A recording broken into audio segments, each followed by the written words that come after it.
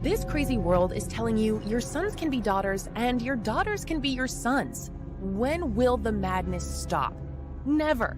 So you have to decide, will you comply or defy? They tell us all, you will own nothing, eat bugs, and be happy. Is this why America's largest food processing plants and food supply plants keep burning down? Do you really think this is a coincidence? Of course not. The system is telling us right to our faces what they have planned for us. You have a choice. Comply or simply defy their plan for us all. Defy the system's plan and execute your own plan. Abundant, safe, secure natural food supply. Introducing the Food Forest Bible.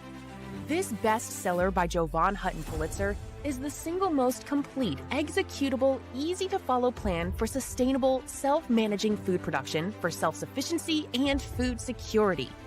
For the first time ever, a coffee table, heirloom quality full color book which unlocks the ancient secrets of creating a food forest. Imagine planting in a way which requires no digging, no pesticides, and creates massive ancient food abundance. No fooling. Food forests are the ancient secret to planning and planting once. And have your own Garden of Eden, which will feed your families for decade after decade. Buck the system. Buck the New World Order and order your very own copy of Jovan Hutton Pulitzer's Food Forest Bible. Learn how to create a sustainable, self-managing, natural food production for self-sufficiency and food security for your family. Side yard, small yard, backyard, backlot, or even lots of acres, the Food Forest Bible works for everyone. Order on Amazon, hardcover, softcover, or ebook. Don't comply. Expertly defy the system. Hey, folks, welcome to the program. I'm glad you're here because today let's just kind of keep it casual. Maybe you got a brew, maybe you got something to drink. And yeah, today's a good day. I started off this program with a thumbs down. You know, you got to be doing something right when your haters and your detractors can't wait for you to get on the air and they're there every single program. Now that's obsession. Thank you. I'm glad you're consistent. And I'm glad you're here. Anyway, folks, raise a finger, right? Share this program. We're kind of just going to discuss the different things going on. Now, I'm going to be monitoring chat. What I want to see is, you know, what's most important to you, right? What's most important to you? What should we be talking about that we're not talking about? Or if you want, how do you think everything's going? How do you think President Trump's doing? Think President Trump's doing great? Think everything's going well? Think we're making headway? I want to know what you think is going on. By the way, today's program, right, is brought to you by the fine folks at Goldco. Here's what I'm asking you to do. Would you please just go to jovanlovesgold.com and frankly, it's very simple. I mean, the request is good. Feed your brain, cover your ass. How much easier can it be? You hear all this stuff about digital money coming. You hear all the horror stories. You know, it's absolute control. I mean, come on, think about these things. If they're making farmers that supply the community, small farmers, kill their animals because they want to control the food, or they're trying to get rid of like propane gas, natural gas for stoves, which is, you know, you're not connected to the grid if you have that. You got to understand they're going to do it to money too. The writing's on the wall. So all I'm asking you to do is to go to jovanlovesgold.com. That's it. It's so dang simple. Fill out the form. Get your free gold and silver kit today. That's it. And then make up your own mind, right? Make up your own mind. Literally. It's not that hard. Just make up your own mind as to, do you need to cover your ass? I'm telling you, I think something's coming. You should at least have a little bit. You should at least have a little bit in case for a while money kind of becomes useless. And if you study history, you will find that it has happened many, many, many, many, many, many times. Anyway, it's that time of year you're going to be getting family together. You're going to be thinking about maybe gift giving. Here's a good hardback book. It's not just a book. It is a way for your family, your friends to feed themselves forever. If you put a little effort into it. If you just think you're going to read and it's going to happen magically, ain't going to happen. But if you know you're willing to work, put in some effort, maybe even work your ass off, you can make sure you can feed yourself in a time of crisis. You'll find them over at Amazon. But the Food Forest Bible is plan, P-L-A-N, then plant, P-L-A-N-T, and you'll be able to feed yourself forever if you plant it right. Yeah. The longest ongoing food forest in the world has been going for about 4,000 years, feeding one community. It basically repopulates, reproduces itself. Now, you got to be careful.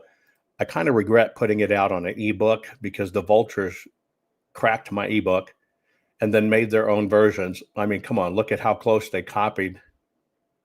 They could. It's a racket. So I won't be putting out any ebooks, but just make sure you have my name on it. I also teach you how to do it with fruit, or if you want to do a garden and not dig and not weed, that's it. And by the way, we still got this promotion going on for those of you, right, that want to get into freeze drying your food. I know people that have these, and every time, you get together for family celebrations, there's always tons of food left over. Unfortunately, a lot of it goes in the trash. They now just gather it up, pack it up, take it home, and freeze dry it and put together meals. And it literally has built for them an entire massive food supply. And all they did was hang around family dinners and stuff that were going on. So you got $1,000 off if you want to do it. Anyway, this program is going to be about you. I want you to share, and let's just talk about what's going on and what's important to you. Let's get started. Warning. The following program has been rated Gilligaff and is intended for open-minded audiences.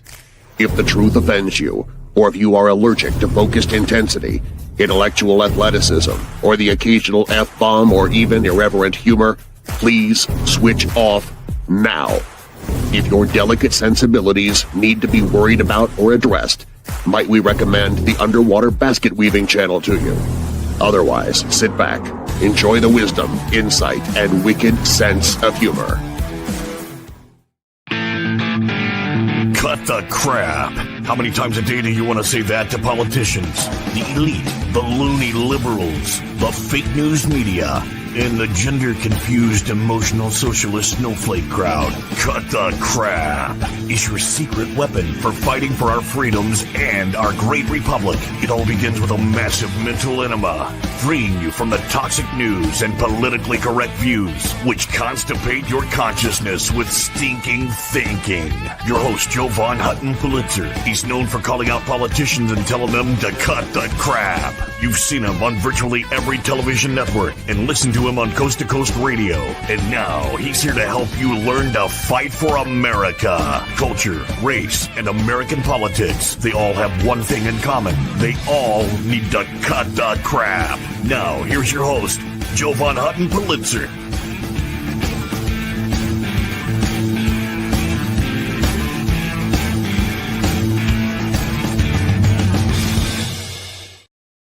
Okay, folks. Yes, there's a lot of stuff going on out there right now. You've probably been hearing about, what's the fellow's name, Todd Blanche?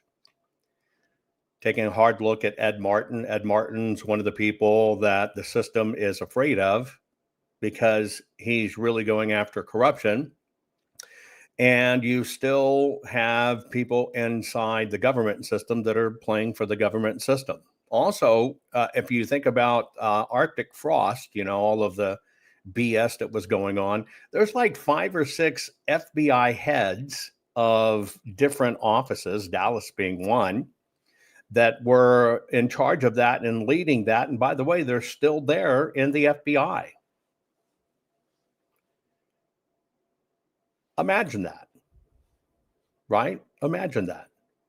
People that would operate in the system, weaponizing the system, but there's so many of them that even when a new president comes in, it's just kind of hard to get rid of them because they're still there, right? So that's kind of nuts. Here, I've got something for you. It's kind of off the wall, but I saw it, and I've never maybe seen it up close. I've never personally looked at it up close. I can tell you they're very good to eat. You might not have ever eaten one. They're very, very, very good to eat. If they don't eat you. Yeah, if they don't eat you. But check this prep out. This tail has been separated from the body of this crocodile for an hour and a half. Not attached in any way. Tail is bled out. I'm going to show you just how much nerve endings. Yeah, it looks like a dinosaur tail, right? It's a big gator. He's prepping it. This tail has been separated from the body of this crocodile for an hour and a half. Not attached in any way. Tail is bled out. I'm going to show you just how much nerve endings is in a crocodile. Now I'm going to cut part of the tail so I can bone it out. Probably about here.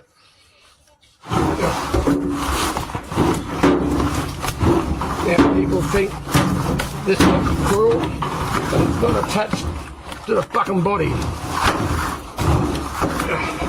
An hour and a half. Okay. Oh, fuck me.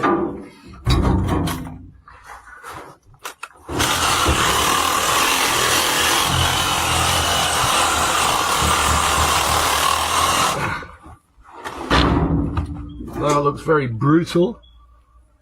Well, it is brutal. That just goes to show how much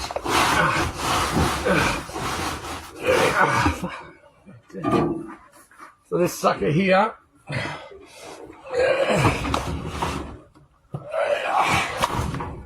he will still fight me for the next hour and a half. Remember that when you kill one.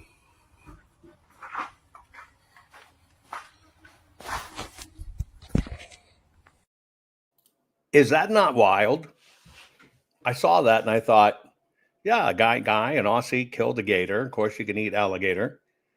And that was the tail. He'd cut off the tail. Said he'd been cut off for a half hour or so, and then he went to prep it and it was still alive. Yeah. It's kind of like if you live in a state, copperhead's the worst, copperhead snakes.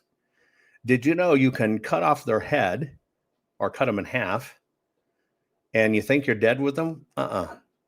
They can still bite you and inject you up to an hour after they've either been cut in two or decapitated. Did you know that?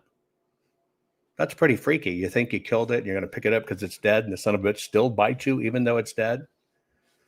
That's wild. Speaking of freaky, let me cleanse your palate on that one. I know that was kind of horrible and weird to look at. Let me cleanse your palate. Hallo, wir sind hier in Dortmund. Darf ich das Video auf YouTube, TikTok? What? You don't like piercings? Hallo, wir sind hier in Dortmund. Darf ich... What? You don't like horns? Hallo, wir sind hier in Dortmund. Darf ich das Video... Oh, you mean they never think about what they're going to look like when they're senior citizens? Hallo, wir sind hier in Dortmund. Darf ich das Video auf YouTube, TikTok, Instagram hochladen? Dankeschön. Ja, stellen Sie bitte vor, wie alt sind Sie? Wie heißen Sie? Mein Name ist Rolf, ich bin 66 Jahre alt und ich stehe im Guinness-Buch der Rekorde als meistgepierster Mann der Welt und als der Mann mit den meisten Body Modifications. Also der Mann mit den meisten was? Body? Body Modifications. Ach so. Das sind halt alles so wie Implantate und die Hörner und Scarification, die Tattoos und Piercings. Hatten Sie schon früh in der Jugend Interesse für sowas, für so ein Umstyling? Also ich habe angefangen mit 40 Jahren. Mit 40? Ja, Und wie haben Ihre Freunde darauf reagiert? Fanden Sie das cool? ja, ich hatte nie Probleme damit. Also. Ja. Und schmerzt manchmal Ihnen etwas oder? Nein, es tut nicht weh. Nein. Und haben Sie öfters irgendwelche Auftritte oder Fotoshootings? Hin und wieder habe ich Ja. Fotos shooting. Sie haben sich auch Augenapfel tätowiert, ne? Ja, die Augen sind auch tätowiert.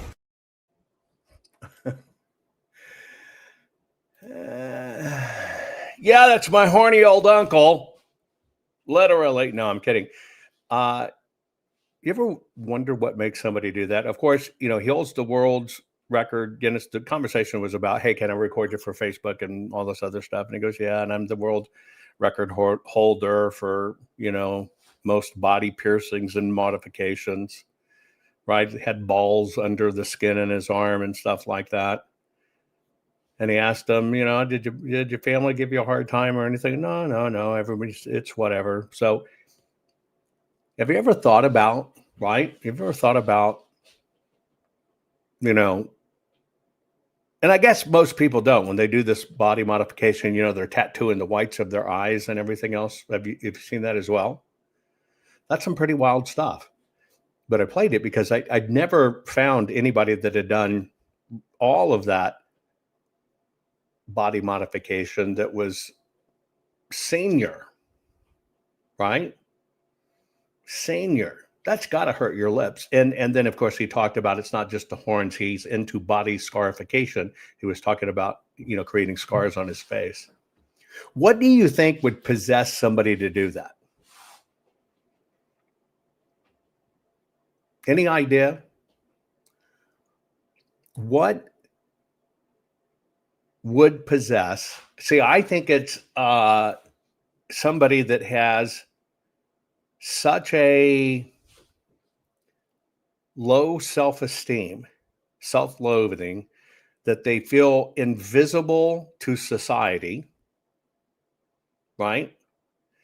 And they'll do anything to get noticed. Some people say demonic. I know there's some out there that's demonic, but I think more of it is attention. Hey, look at me. Hey, oh yeah, you know what? Come on down with me. I'm gonna get horns on my head.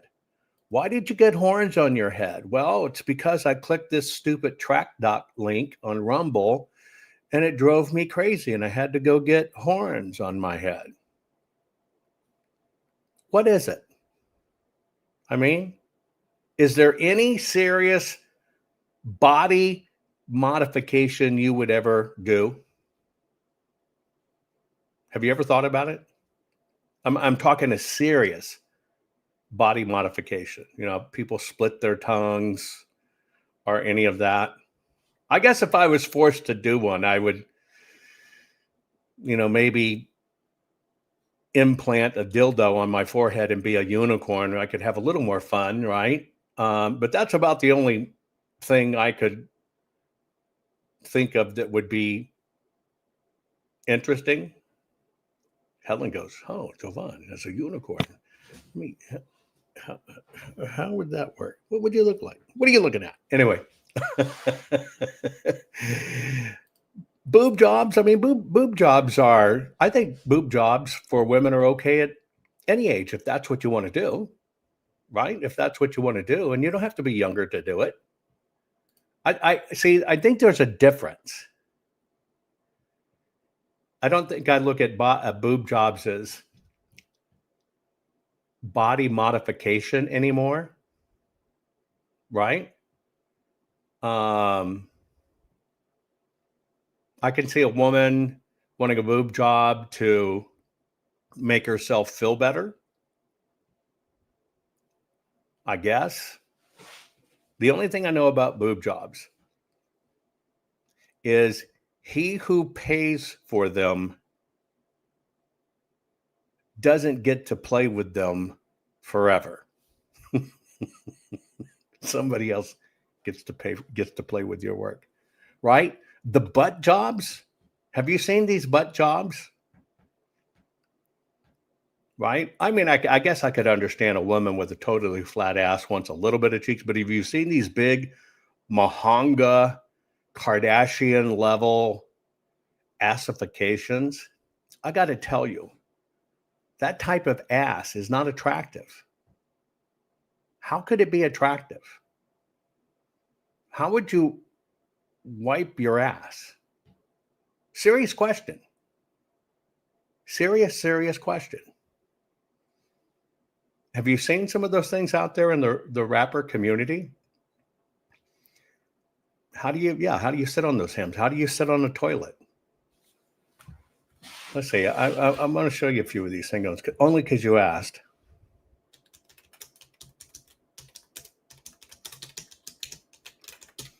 There's a whole industry for this. In fact, somebody, I guess, in one of the cities just went to jail over it. Right?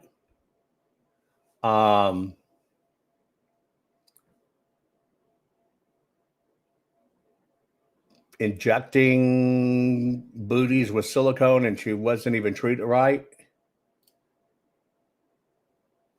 Here's one. This is a true thing. Okay? This is a true image. And women are doing this, right? And yeah, Simply Gail, you're right. Went to Mexico for a butt job. Well, I guess what the infection was so severe, she has no ass now. Check this out. Again, I don't get this. If there's anybody out there, seriously, I already know who will kid in advance. If there was anybody out there that would be happy with this booty, tell me. Is that even attractive? Right? I mean, truly, is that even attractive? You're right. I think it's absurd. But it seems to be a thing. I think it's gross. I do. I think it's absolutely gross. Yeah, it looks like beach balls up under her butt. But women are doing this to themselves. Right? And why? Can anybody tell me why? Do you think these people actually feel this is attractive or something good? Who actually feels this is even reasonable in any way? But it's become a craze. But where did the craze come from? I mean, in all actuality, what can you do with an ass like that? Tell me the truth. What could you actually do with an ass like that? Except maybe twerk and dribble those on the floor like a basketball. Is there anything useful that comes out of it?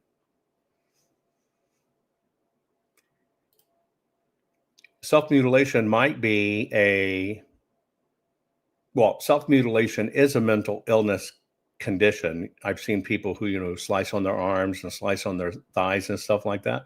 But do you think that this is part of that? I think it's different. Yeah, that woman's walking backwards down the hall and you hear like the garbage truck backup alarm. It's a flotation device, but it's on the wrong side. She's going to drown, but her ass will float. It's attention craving. Attention craving at all cost. Let's just be frank. What can you, if it was a sexual fetish of yours, what could you actually do with that? I'm going to tell you, you can't do shit with that because you couldn't reach the hoo-hoo hole. And yeah, how do you even take care of it? And even think of their back, right? If they were laying on their back, how do they sleep?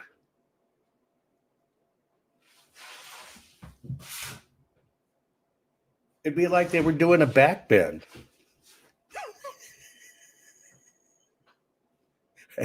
I don't get it. I try to imagine it, right? I try to imagine it, but I don't get it. They sleep face down. How do they get up? How do they roll on their side?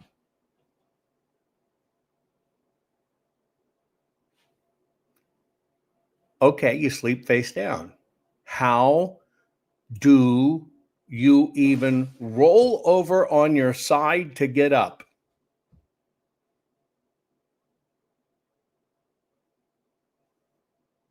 Do you think they never think of these things?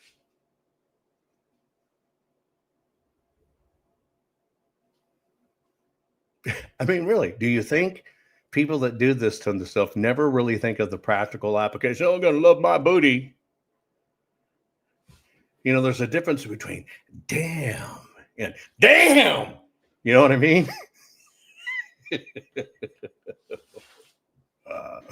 Oh, I don't know. It seems to be crazy. It's absolutely horrible. We got so many horrible things going on. We probably need to go to church and cleanse our minds, right? Morning, y'all. My name is Russian Kimball. My pronouns are he, him, his. I have the privilege of serving as the pastor of Broad.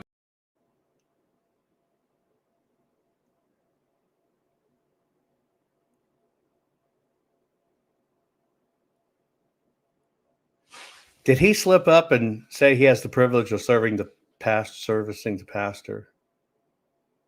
Okay, you look at this horrible stuff of booty and you got to go to church to get straight, and it's the opposite of what you get at church. This is church, folks. Morning, y'all. My name is Russian Kimball. My pronouns are he, him, his. I have the privilege of serving as the pastor of Broadway United Methodist Church in downtown Orlando. And also my drag name is still a work in progress. So if you have any ideas, just please let me know. There's one floating around, but I'm not going to share that one with you. But I'm still taking other suggestions.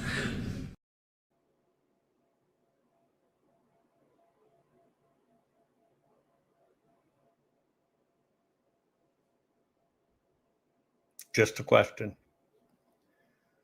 Who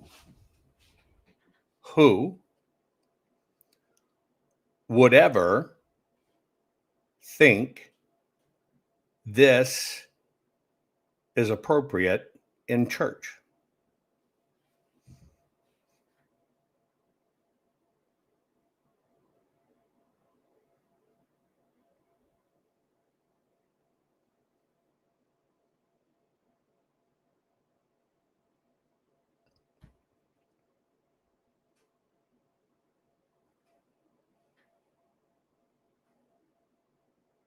Any reason? Can anybody justify this?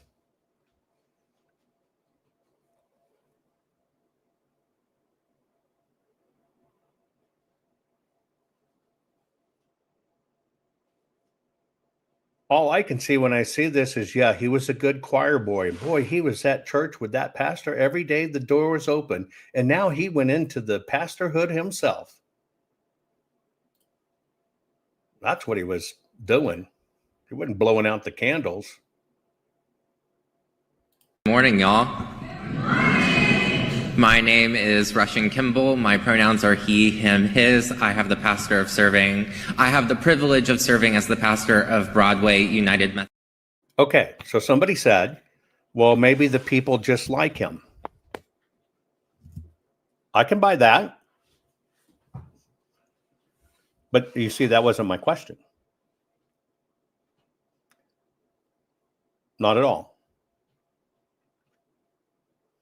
I didn't ask, do you think he's a nice fellow? Do you think he's okay? Right? What I asked was, how did this ever get okay in church? Juxtaposed to all the pastors and all this stuff that went on being pedophiles to the young men, and the church swearing, no, we're not. We don't have that problem. That doesn't occur. Yet here's the pastor. Morning, y'all. My name is Russian Kimball. My pronouns are he, him, his. I have the privilege of serving as the pastor of Broadway United Methodist Church in downtown Orlando. And also my drag name is still a work in progress. So if you have any ideas, just please let me know. There's one floating around, but I'm not going to share that one with you. But I'm still taking other suggestions. I mean, correct me if I'm wrong. What somebody does in their own bedroom as an adult is their own business and nobody else's. But isn't this wearing sexuality as a merit badge in public, and that public place is a church? See, that's what I'm saying. That's the differentiation for me. I could care less. That dude could have a preference for old men with pierced faces with double horns and just doing the pig wallow all over his face. That's his business behind closed doors. But isn't this bringing sexuality to the pulpit? Morning, y'all. My name is Russian Kimball. My pronouns are he, him, his. I have the privilege of serving as the pastor of Broadway United Methodist Church in downtown Orlando. And also my drag name is still a work in progress. So if you have any ideas, just please let me know. There's one floating around, but I'm not going to share that one with you. But I'm still taking other suggestions.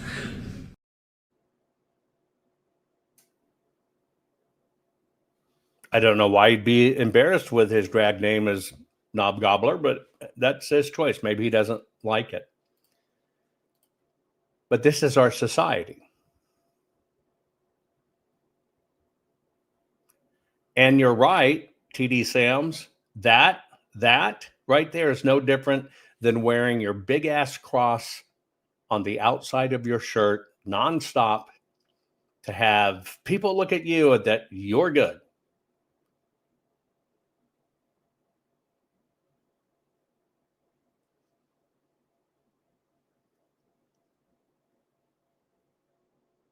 Don't you think things like that create atheism? Just out of curiosity. People searching for their faith, not quite convinced where their faith is, do believe, well, I think there's a higher one. Somebody takes you to a church and that's what you see, right? Don't you think that would create atheist? Which is now the question, is this part of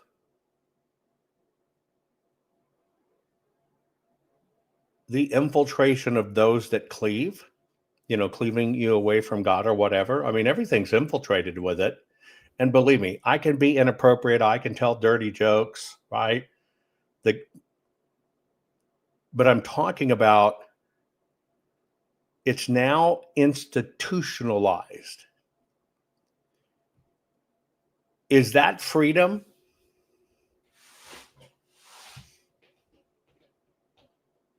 Interesting question.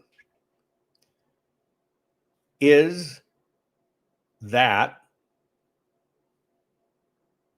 freedom? Be free to be who you are.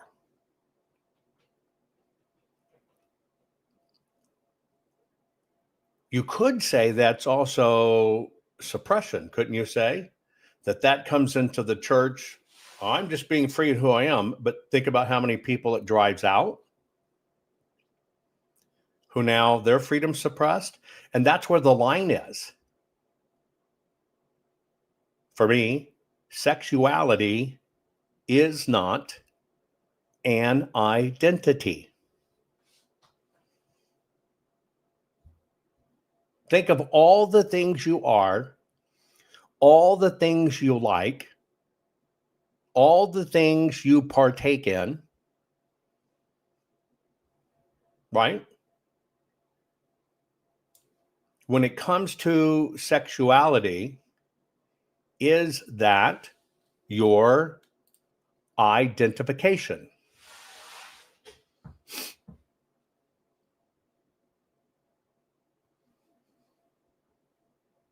I don't go, I'm a bagelite. You've got to, I'm a bagelite. I love bagels. And if you don't like bagels, you bagel phobic.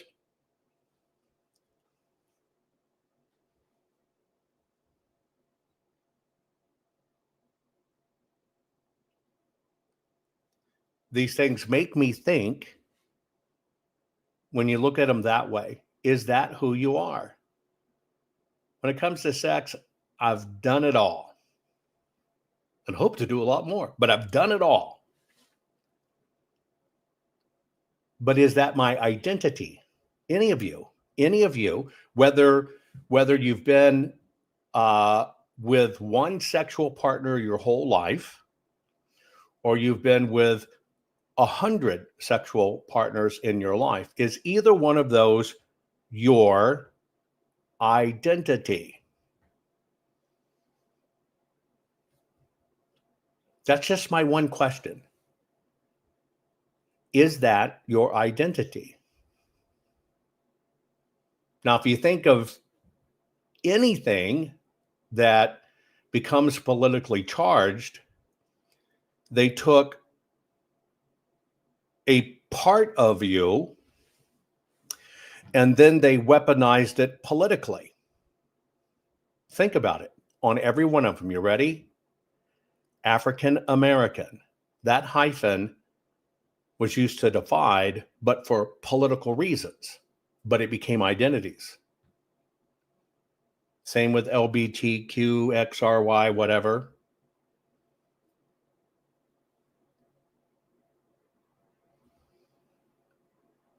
Think about it. Any way they could isolate one of your character traits and you adopt that as your de facto personality, all of them then become politicized.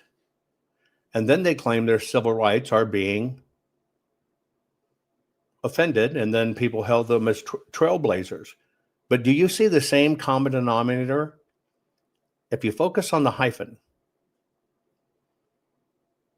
almost always it becomes politically weaponized, like a vegan. Are you a vegan? Vegetarian? No, that's how you eat.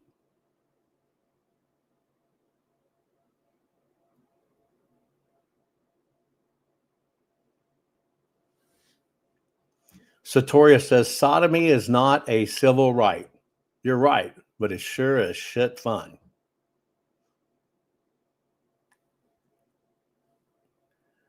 Look, think about this.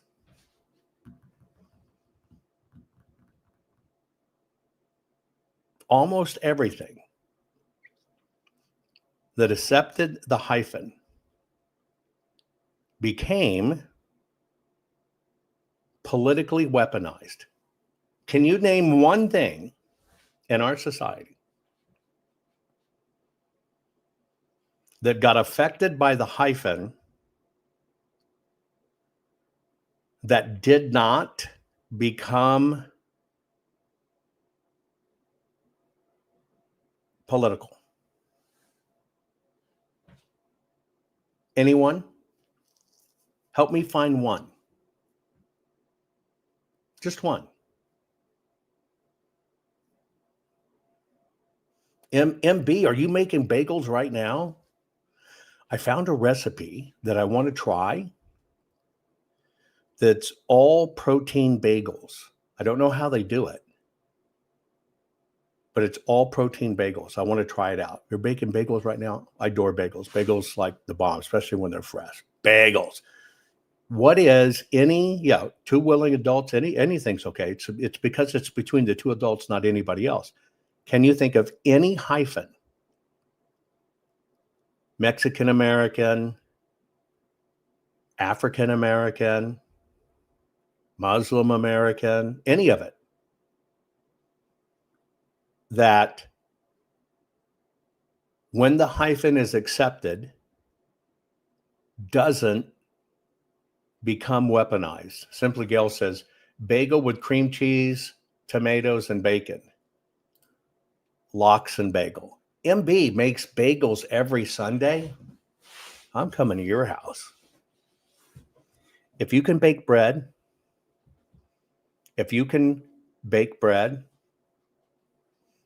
you have magical powers. If you can bake bread, you have magical powers. Speaking of bread, for this Thanksgiving, I'm keeping it really simple.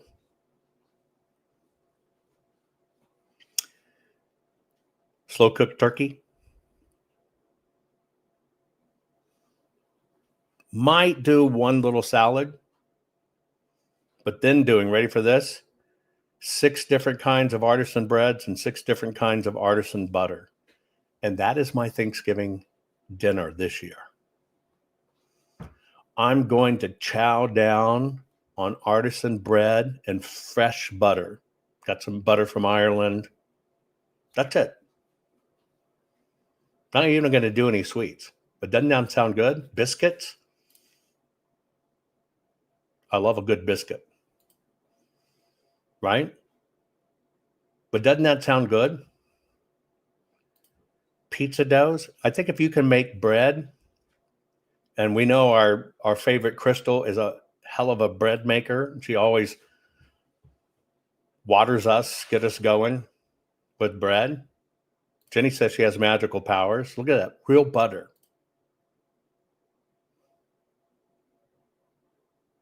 That's my Thanksgiving. Imagine a feast. Here's the turkey, a little salad. I'll have some champagne, maybe I'll have some vino. I'll have some bubbly water and 6 different kinds of artisan bread, some toasted, some not, different kinds of butters. I like a chewy crust, soft center. Outside of challah, right? It's chewy crust, whatever. Date that bread. True bread. Doesn't that sound good? That's it. Anyway. Sourdough with salted butter is the best. I like salted butter. I don't think I like unsalted butter, but I've got a garlic butter, which just has garlic spun in, right? I think I got something kind of butter, smoked butter or pesto butter or something. Just really warm bread. Jewish rye. The bomb.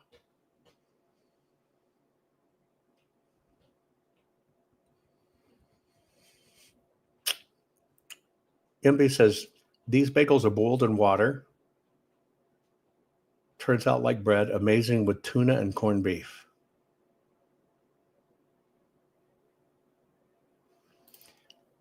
I even went to the Amish store, got good flour to make them. King Arthur, they will it there. My cousin, who I went to see family and stuff, he has started planting artisan grains.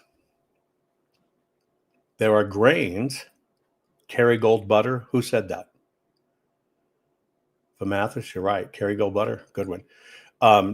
He started collecting the artisan grains from around the world, and he's going to grow for himself, just to grind for himself, the original ancient grains.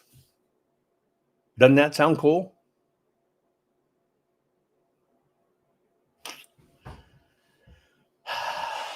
Bread. Anyway, okay. What else do I got here? Let's see. We got the horny dude. Oh. Have you ever seen America's Got Talent? If you have, put it in chat. Ever seen America? And yes, bread baking's a talent. And I tell you, I need to master bread baking. I really do. I need to master bread baking. It's one of the most ancient traditions there is. Pula, Finnish cardamom bread? I don't think I've had that, Corey. I'm going to have to find that out, right? Pula, Finnish cardamom bread. Here's our other Finn. Hey, Finn, meet Finn. This Finn loves to eat fins. Hey, here's a Finn.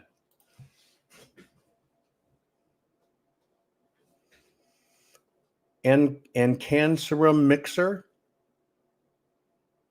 What's an Cancerum? I got to look that up. ANKANSRUM mixer. Oh. Now that's nice.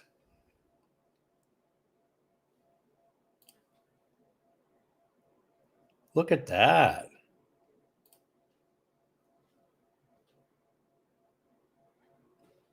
Look at that. I'd never heard of one. Honestly, I'd never heard of that. And they got a mincer package, a citrus press. I'm looking into that after the program. Thank you for that.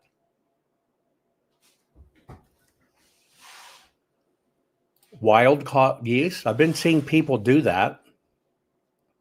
Right? Been seeing people into wild caught yeast. I've heard that too.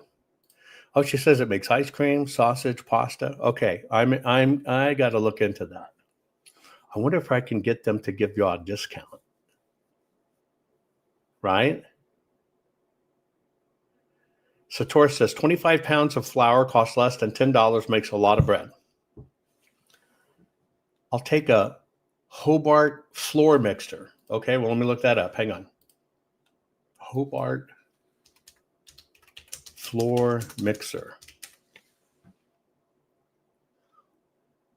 Holy shit. Well, that's like 30 grand. No freaking wonder. Oh, wait.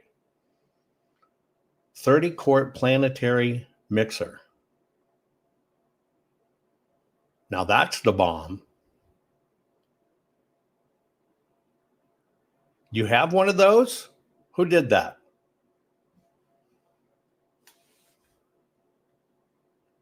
Who was that?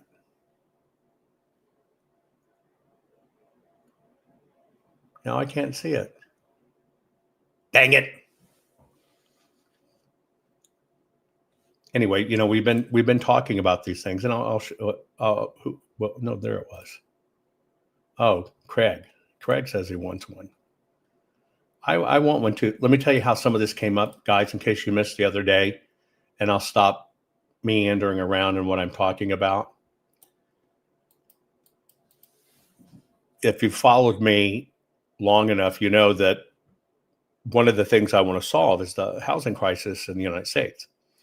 We're about 5 million U.S. homes short. And I also think housing's out of fucking control, right? You put your money in, you start paying on it, you wait 16 months, 17 months. I think it's just crap. So I'm out to change that. But in the process of changing it, I want to change the definition of the traditional home. You know, like dining rooms are going away.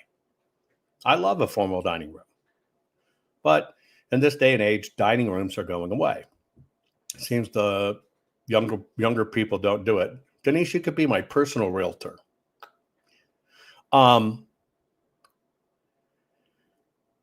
I'm working heavily with the team right? To create life-styled rooms. Here's what I mean. You buy your house, you settle in. Eventually, as you get okay in life, you have your lifestyle rooms, things you want, like your gun vault, things you dream about, your quilting room. You follow what I'm saying? And eventually you get later in life and you finally decide, I'm going to do it because the kids are off at school or whatever. I'm going to finally have my model train room. I'm just picking ones out. But you dream about it your entire life, right? And by the way, just so you know, all of our ceilings will be at least 10 foot. I may go 12. Right? Gun armory room, etc. Well, I'm working on a concept of how to do this to bring hot swap modularization to homes.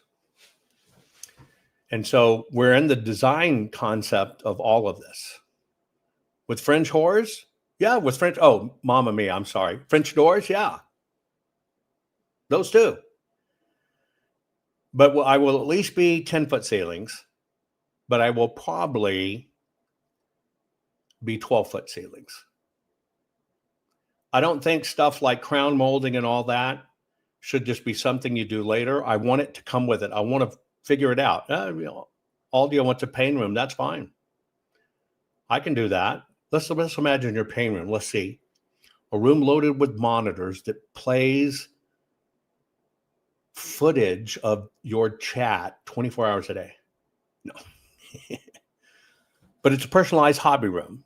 I think you wait too long in life to do that. Right? You wait too long in life to do that. And so what I have everybody working on is you would get at least one lifestyle room you get to choose. Out of a battery of lifestyle rooms, you get to choose. And we fit it out and you're ready to go. And here's an example.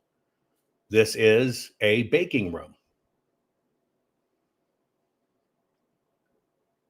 This is designed with those that bake and their needs, right? In a room where you can focus on it, because anybody that bakes or anybody that cans, it becomes a fiasco in your own damn kitchen. You know what I'm talking about. It becomes a fiasco in your own kitchen. And so instead of it making complicated where you fight for that space, I want to get it out of the kitchen. And I want to give you something you're proud of, something you've always dreamed of. Maybe it's a massive walk-in pantry. Now, I know y'all say it takes a lot of room. It doesn't if you plan for it up front. And that's the difference. That's the difference. We put these things off. But as a society, we're not traveling as much, right? We're not doing X things as much. We're living within confines. I want to get rid of that. I kid you not. I want to get rid of that. Freeze dry, prep room and station. When I see the future of homes, you're going to drag and drop your home. You know what I mean? You're going to look at it. You're going to be looking at it in 3D or whatever, and you're going to drag and drop what you want in it. And that's what you get.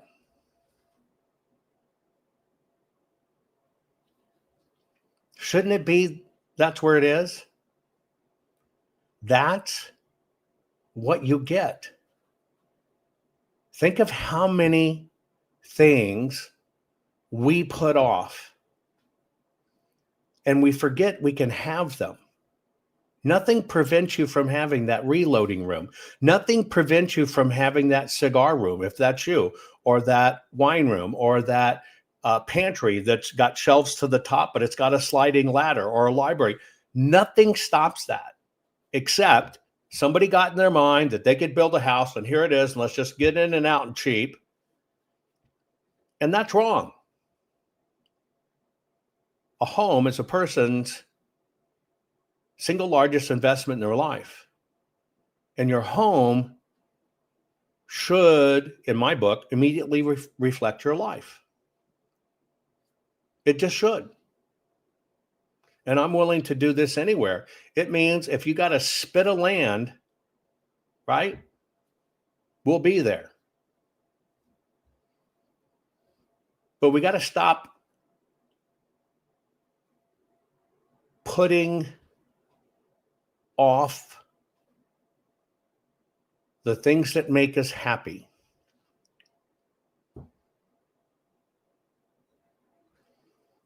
And when you're at home, you better feel safe, right? You better feel safe.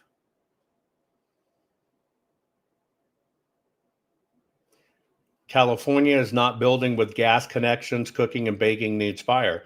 Why are they not building with gas connections? Because they sold out to the electric companies.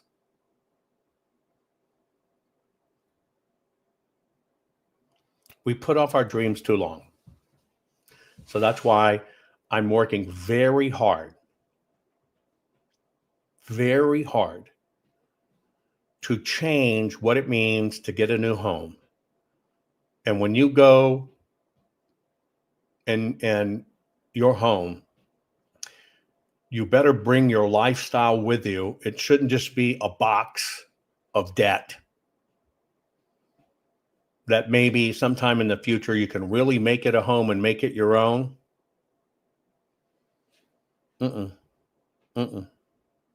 Something you're proud of.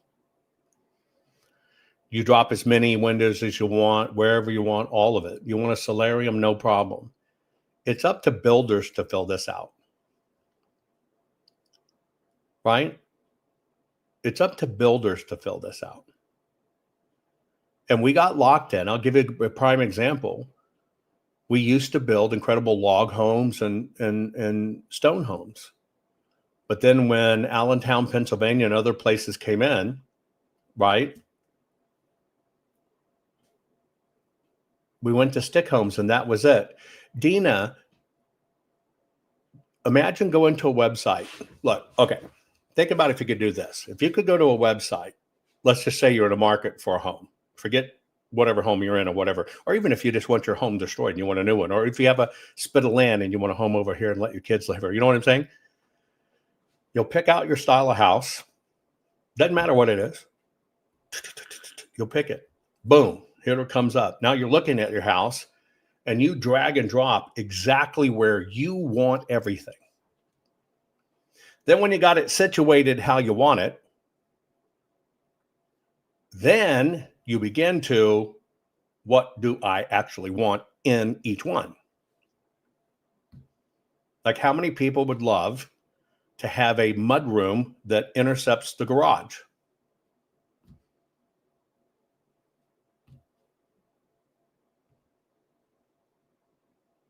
But don't. And when I really got to thinking about freedom and grounding, right? I got to thinking about the concept, are we really free? Are we really free?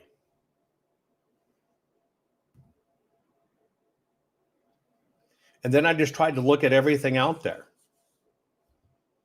Are we catering to the system or are we conforming to the system?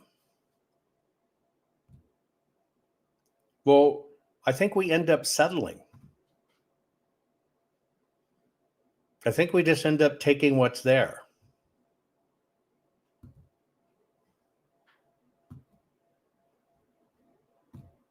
Isn't that the truth? We just end up taking what's there. One of the most fantastic things I ever did in my life was I got to build out the family ranch, which started as a very small log cabin.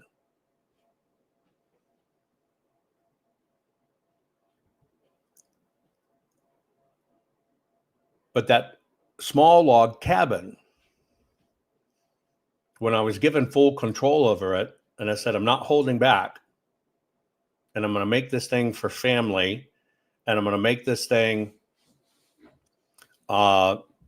be something fantastic. I transformed it. Now, what did I transform it into? 21,000 square roof, 21,000 square feet under roof, 8 master bedrooms. Why have a side bedroom? It's not that hard to put another bathroom or shower. 8 master bedrooms.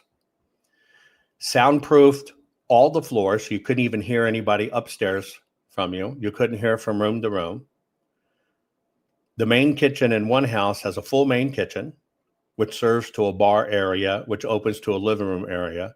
That kitchen has a pass-through window to a sous kitchen, which is your freezers, refrigerators, 2 extra ovens, counter space and stuff. And that's where you can prep everything. And it's separate. That's connected to a dining room that's set 30 with a massive fireplace. I did a wet and steam sauna. I did a wet area with a massive jacuzzi. I did a yoga room. Indoor basketball court, tennis court, softball field outside, lighted riding arena. I'm missing the themed rooms. Massive media room, massive bunk room. What am I missing? Fireplaces in every great room. 8 fireplaces in every big room. 8 fireplaces. I'm missing something. What am I missing? So the total amount of kitchens was 1, 2, 3 kitchens, 2 different laundry areas on opposite ends of the house. Then it had a set connected to it that I guess you would call it caretaker's apartment for people that lived in, but it had 2 baths, 2 bedroom, and its own kitchen. And they didn't even have to come through. And yes, I know that sounds ridiculous. I didn't have a Diddy oil room, but I could take you in a room, oil you, and Diddy you up. A little bit different. But the only reason I tell you this is because I've actually done that in life.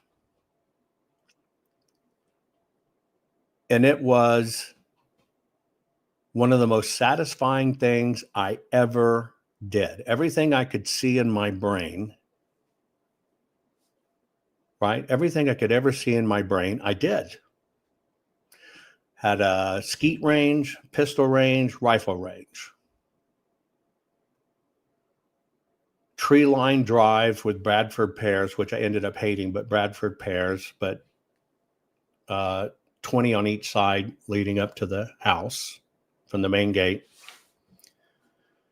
3 main orchards, 2 vineyards, multiple gardens. But here's my point. Most people never get to do that in life, but it's not hard. And so when I realized that what I really gained out of it was creation.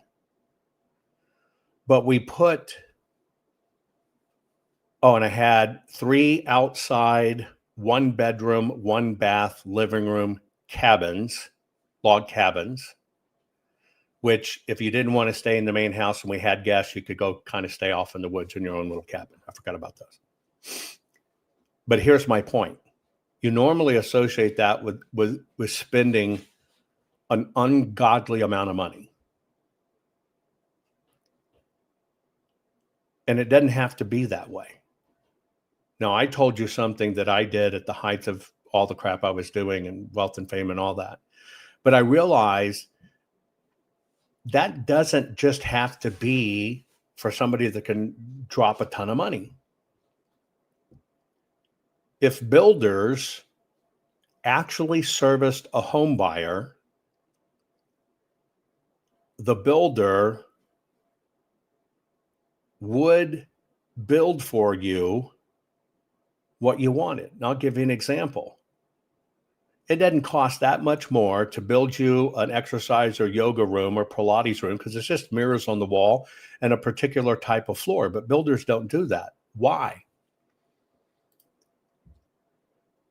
Because they don't want to be bothered with it.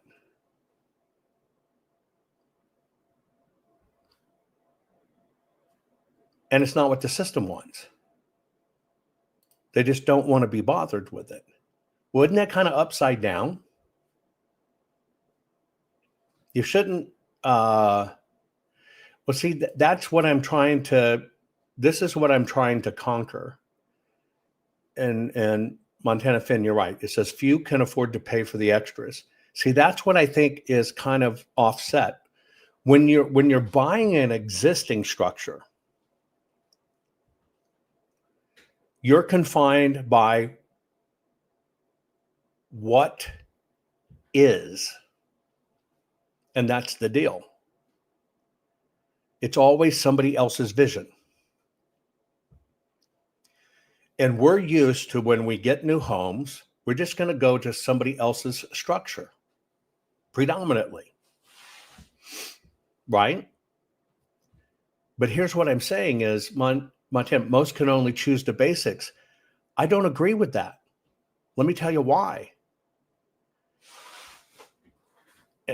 Craig, you got it right. I think builders have it back asswards. If you had a builder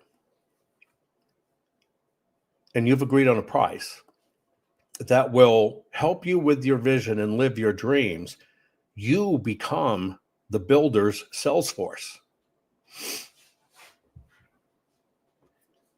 That's priceless.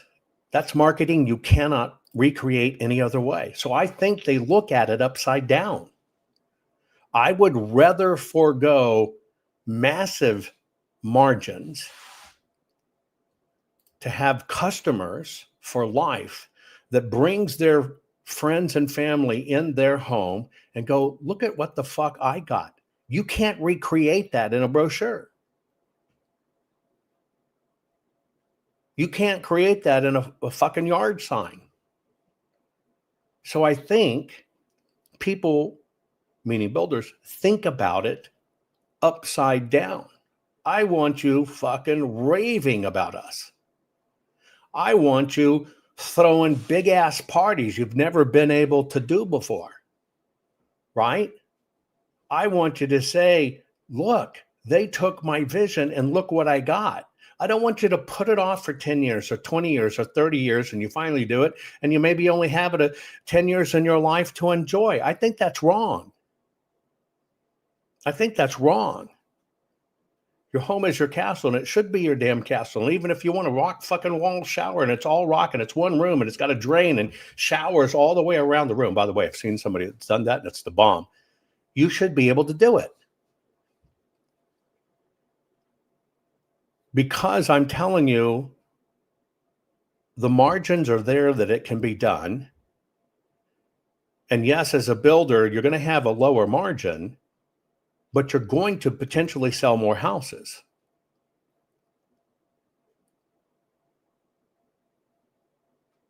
That's it. No cutting quality, none of that. Zero. But I've been in some of the most magnificent mansions and castles and homes in the world. And there's no reason you can't have some of these things. You might not have it on the same scale, but you can have it. And so when I try to, remember me, I go into something that's already there and just try to make it better. Who are you going to buy from?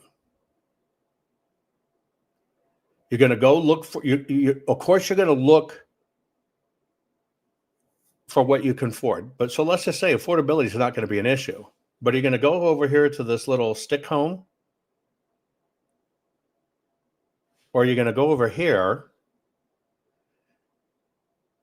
and get to incorporate your dreams? I'll give you a kicker. Tell me if this would work for you. You know, when you buy your house, you usually have 90 days to 6 months guaranteed that nothing's wrong with your home. Any of you bought a new home in a subdivision or something, right? Yeah, subdivisions are to keep costs down, right? But you know how you get 90 days or 6 months guaranteed that there's no issues with your homes? We're running the math on it right now. And I tell you, when I pull the trigger, and I do something, I want to do it right. Get ready for this.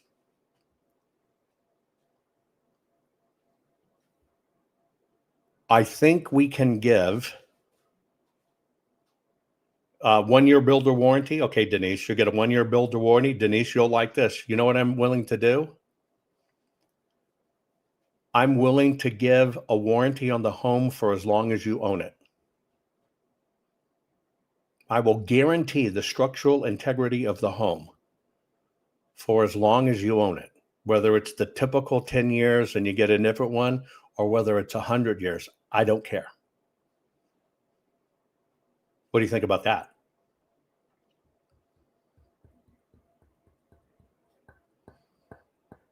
You think that'd make a difference when builders are giving 1-year guarantees?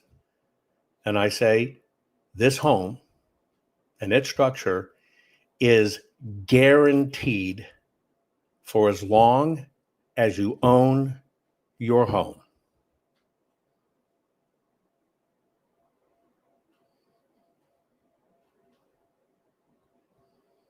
Think about that. It's not going to rot. It's not going to decay. It's not going to get eaten up. Now, if you leave a faucet on in the home and you flood the home, that's you. House starts leaking, though, that's me. I think I can do it. But it's all an actuarial process. And then I have one more standard that I'm focusing on. Okay? Yeah, just don't mess with the main structure and you're good.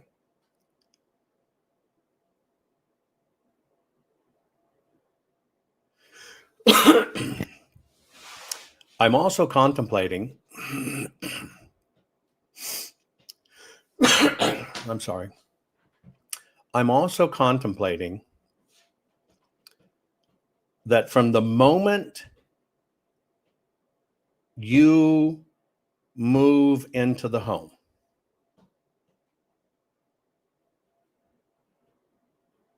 we absolutely guarantee you that the home appraises for more than you even bought it for. And that equity's yours. So I want everybody going into a home and having instant equity. Not equity you might get 10 years later. Instant equity. Let me tell you why. Why would I take $20,000 more of the house just because that's what its appraises at, when I can just leave you that $20,000 and you're going to sing our praises to the roof? So why would anybody else buy a home from anyone else? That's $20,000 on my side, well spent. So I want to leave it with you because I believe homes anchor people. Homes give you stability. And it is so alarming that the new age that people are finally buying their first home, right, is 40.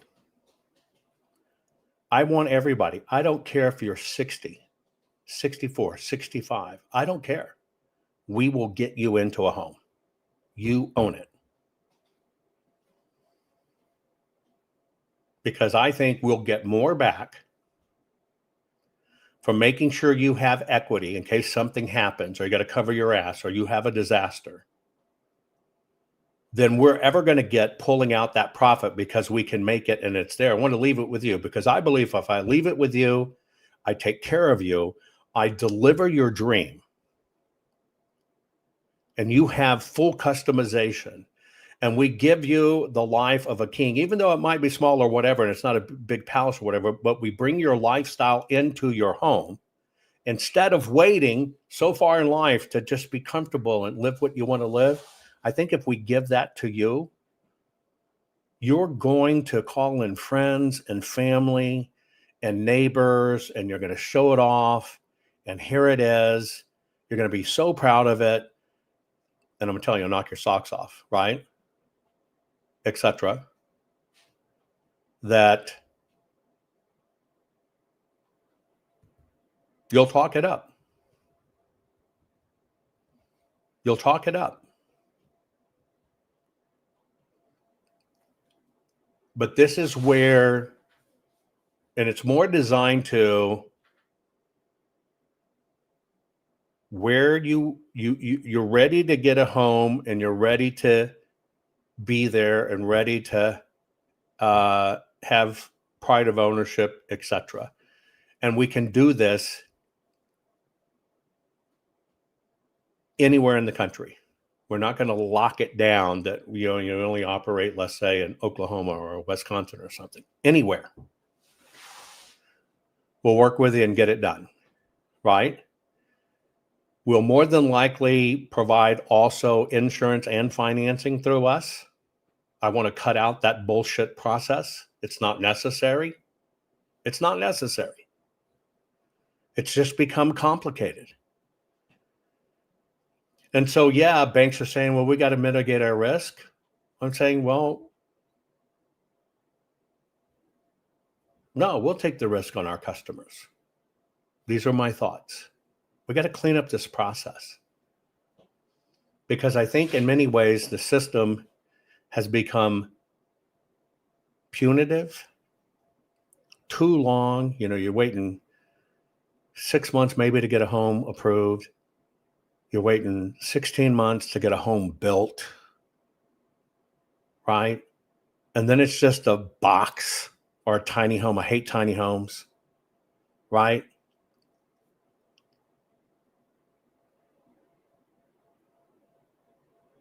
I just think it can be done, right? I know it can be done. I know it can be done. And I'm also contemplating the concept, and I'll share it with you because there's some out there, but I'm also contemplating the concept. Don't think duplex because it's not. Think really big home, but it's designed in a way that your family, or if let's say you're just a couple and another retired couple, you both can go in and your co-owners on the loan, but you can get more and your payments lower, but you got two people on the loan. And you can do that. It can be done. And older people sharing the cost, whatever, right? You can pull together and do these things. You can pool, P-O-O-L, pool together and do these things.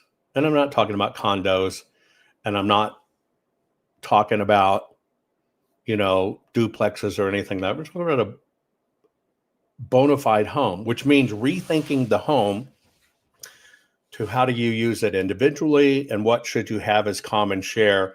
Not that everything's common share and you've got one room and this is it. That's not it. I think it could be done.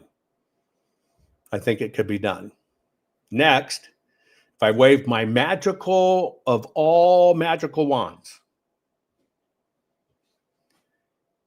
we're looking at how would you do a subdivision? And if we did a subdivision, here's my vision for a subdivision. You build the neighborhood. Yeah, dual occupancy. Is that what you'll call it down there, Zodman? That's what you do, dual occupancy. But then you can afford the home because two people are getting it. But think of a subdivision, and you do an interesting trick. When you come into the subdivision, you're going to get, let's call it a home and an acre, but we're going to call it a ranch. All the way around the ranch is a common land, right? Is a common land. The common land is fitted with livestock.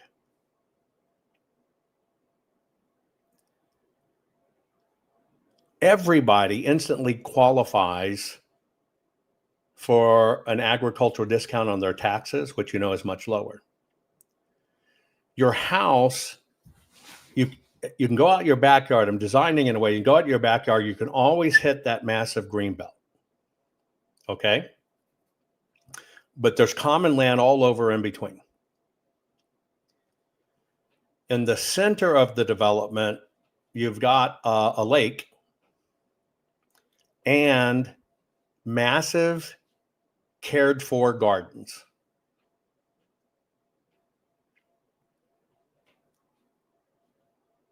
And at those massive cared for gardens,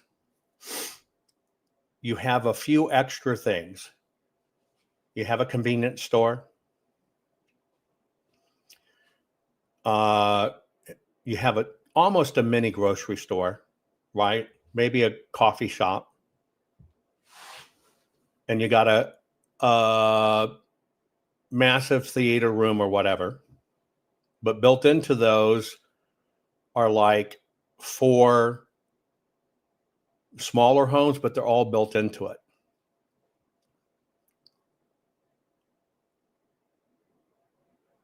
And what happens is when you buy a home, you're the one that owns the convenience store, right? And the little bitty grocery store, etc. You have a co-ownership part in that. You have everything you need right there within walking distance, not a 15-minute city. But instead of these homeowner association shit, the development has a gardener, but that gardener grows food for everybody. Right? The gardener's job is to grow food for everybody. You can go tend the garden, you can help out or not, you can do whatever you want. But it's all there, all the seeds you can imagine, everything you can imagine, the plants, the whatever, right? But it's yours and you're part of it. Not a commune. It's just people kind of want to live the same way, but you understand what I'm saying? It's built more around your lifestyle and what you want at that time. You'll have your own garden if you want it. But if not, you have a hell of a known gardener that takes care of it. And I think it could be done without monthly dues. Now, remember I told you 4 little homes built in this stuff? Let me tell you why. I'm not doing 15-minute compounds. Don't think about the bullshit, the city stuff. It's the opposite. I will accept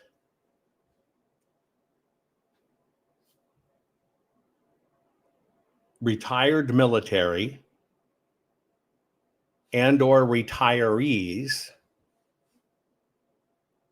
that come into the community. Of course, you got to have some basic rules.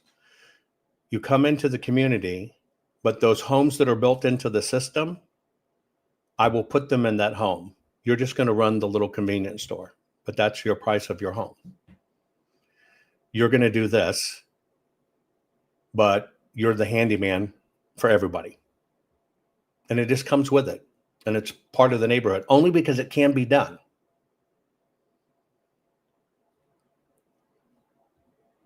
Why can't it be done? Is because you sell out the whole community the whole time. I'd love beekeepers and beekeeping. You're right.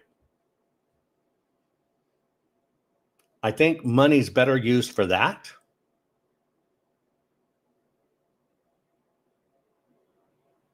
than twinky little flowers.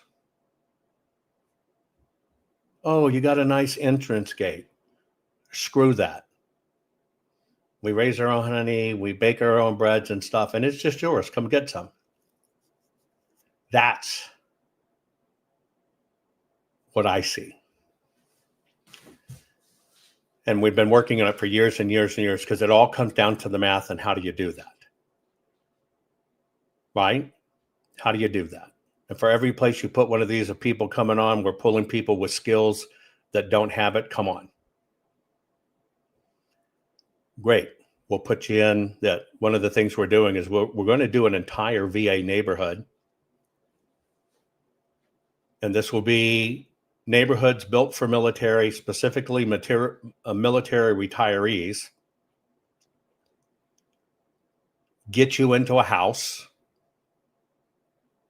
You get a house, same concept, but in that community are dentists, chiropractors, physical therapists and stuff.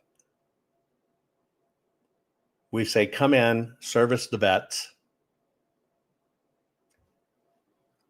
and we'll give them the office space, not rent them the office space. We'll give them the office space. So the vet just walks down the street to get the simple services they need. That's my idea of what communities should be. That's it. That's my idea of what the community should be. We all have skills. We all have gifts. We all have talents.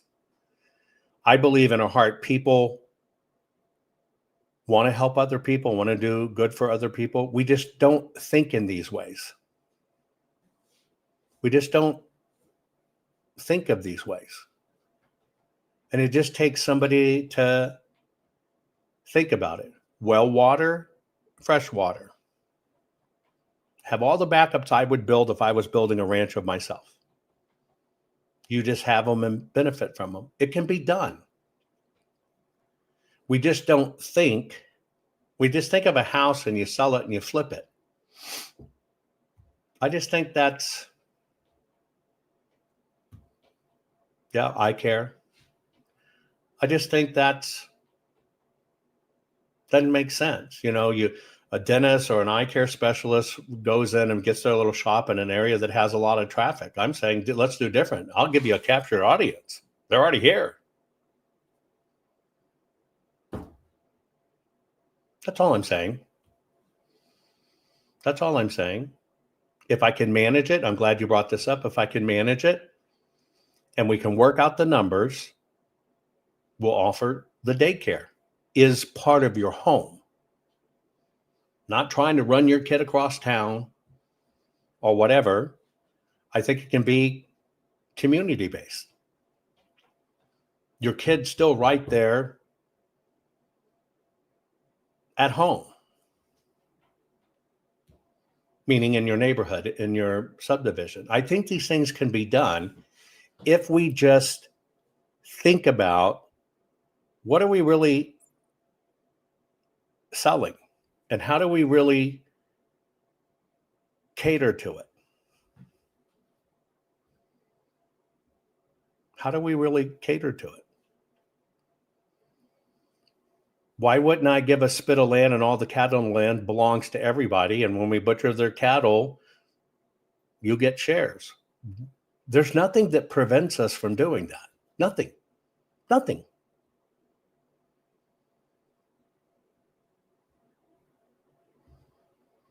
When you really think about it, nothing.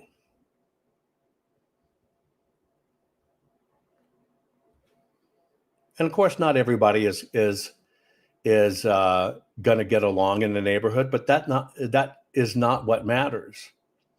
Most people move into a house that just happens to sit there, and it's the price they can afford, and you get stuck with shit neighbors, and it's miserable because all you have is that little house. I want to give you the whole community, the whole community. 1,000 acres to wander around on, and you're totally safe and totally secure. And the simplest things you need in life are there.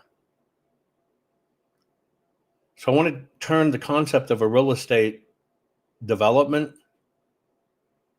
kind of on its ear. Because it shouldn't be about that little property can generate this much in a lease because it's a convenience store. No. I want a convenience store for the people to be convenient. I'll give you the space. You keep it stocked. You do it right.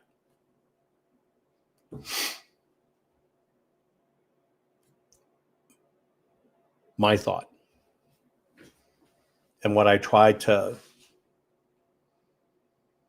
facilitate. And no, it's not 15-minute cities. It's exactly the opposite concept. 15-minute cities is about shoving their shit on you. Right? I want you to come to the development because it's taking care of you. Not just because you have a nice view. Think about what we buy houses for. Oh, it's got a nice view.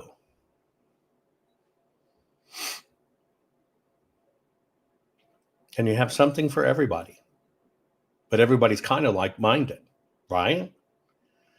But we can do these things. It's not that we can't do these things. We can do these things. My last HOA, I think my HOA dues were probably, I don't know, $350 a month for one of my homes. Glad I'm not there anymore. But what did that $350 a month go to in a neighborhood, with 1,000 homes in it? It went to bullshit. Massive sprinkler systems. It just went to bullshit. Why wouldn't that really benefit you? The homeowners association, you got nice, pretty drive-in or whatever, but you can't grow this in your yard. I'm not that. I think even if you have that, it should serve the community, not restrict the community, serve the community. So if you kind of look at that numbers, man, you could raise beef and livestock and chicken, and everybody has free farm fresh eggs and grass-fed cattle. That just kind of all comes with it. There's no reason this can't be done. None. So you don't think about restricting people. You don't think about limiting people. You think about benefiting people and making people's lives better. I just think we got it all upside down. Anyway, speaking of upside down, because I've rambled on enough on this, let me show you. I'm going to show you two other things, okay? I came across a rare talent.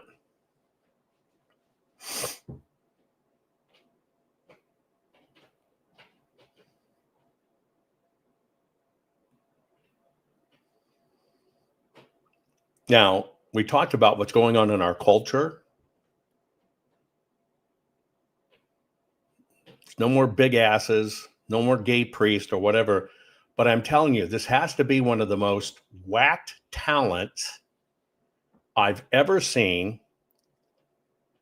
And it was on the French version of, you got America Has Talent. Well, this is the French Have Talent.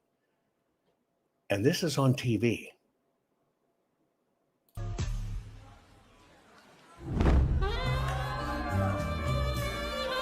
Je m'attendais pas du tout à ça. Elle va pas te parler, elle va faire son numéro tout de suite. Regardez, c'est parti.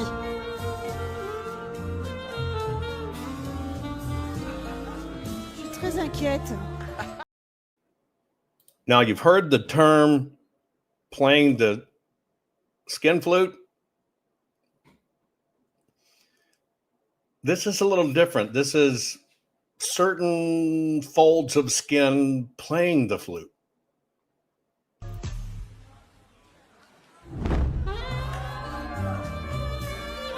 Je m'attendais pas du tout à ça. On French Elle va pas te parler, national elle va faire son numéro television, tout de suite. live. Regardez, c'est parti.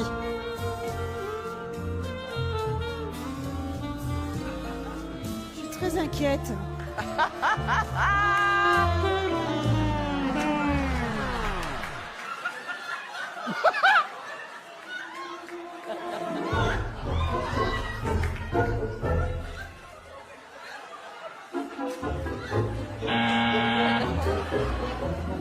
Attendez, il faut tenir comme ça. Oh, c'est un incroyable talent. Attendez.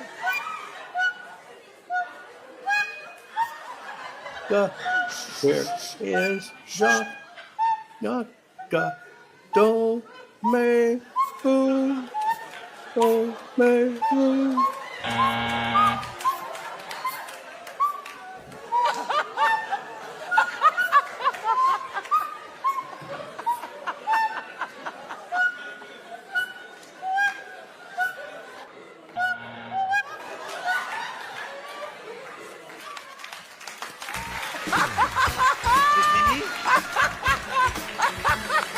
C'est fini là?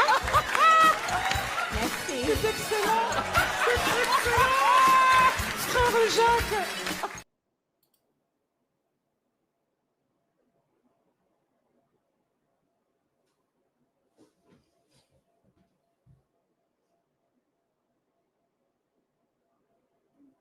I hear she's a hell of a ping pong player.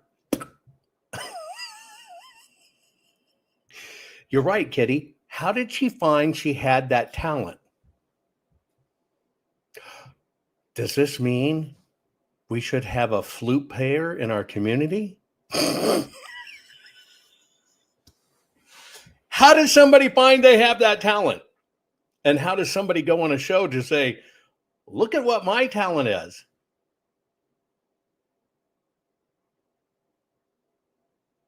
I guess if she was your girlfriend, she could they'll both get out of the shower, you know, tickling the butterfly. She could blow dry your hair at the same time. I don't know.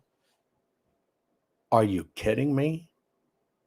And that's Zamfir gone wrong. Yeah, Zamfir.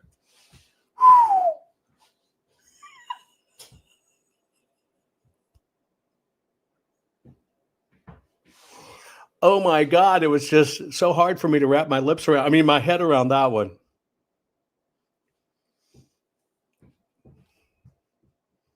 You ask, can she do that in a marching band? Yes, but she has to crab walk.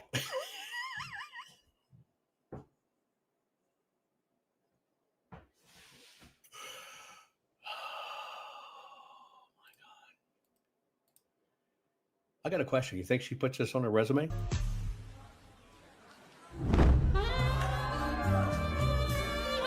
Je m'attendais pas du tout à ça. Elle va pas te parler, elle va faire son numéro tout de suite. Regardez, c'est parti.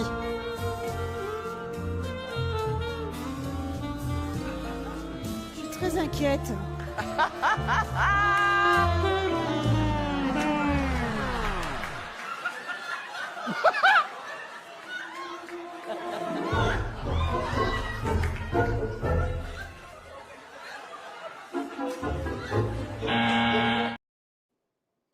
Now look, I thought I was a talented kid when I could fart with my underarm.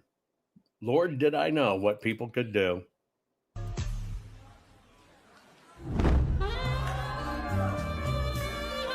Je m'attendais pas du tout à ça. Elle va pas te parler, elle va faire son numéro tout de suite. Regardez, c'est parti.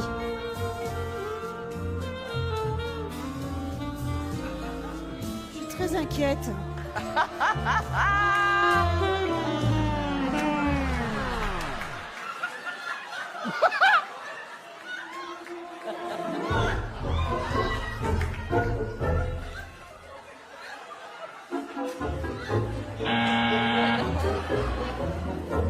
il faut tenir comme ça. Oh, c'est un incroyable talent. Attendez.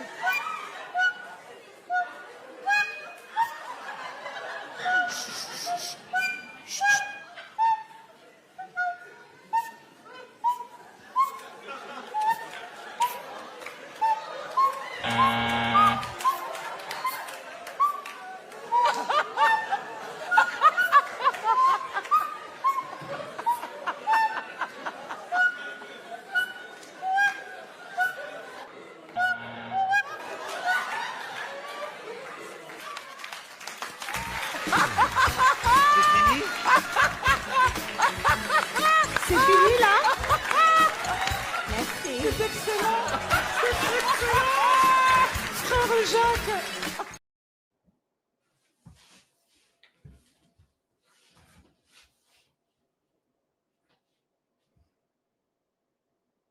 Yeah, Surround says, I want to see Macron's wife try that one. She comes self-equipped with the flute from what I hear. Anyway, oh my God. Hey, where have I seen you before? I know I've seen you. Where have I seen you before? Your face looks...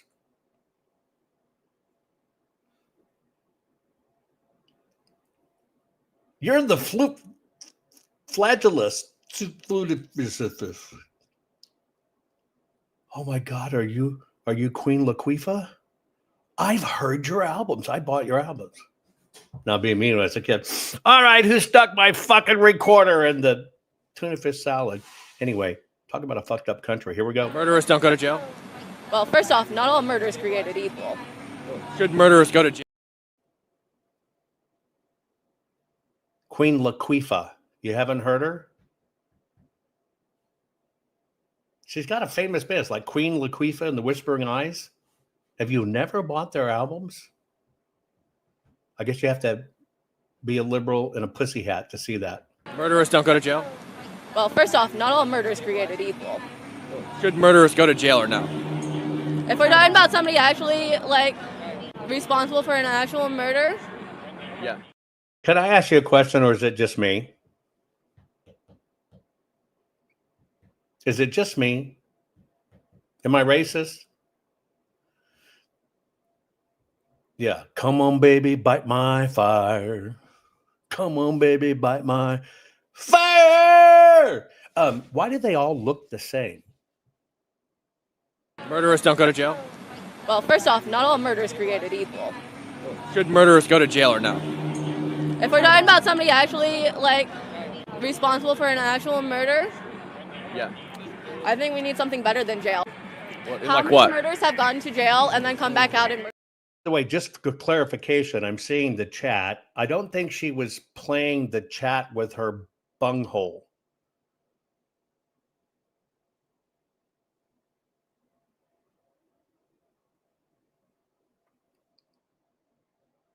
Okay. Do you think she was playing with her butterfly canal velvet taco, or do you think she was playing with her bunghole? Put it in chat.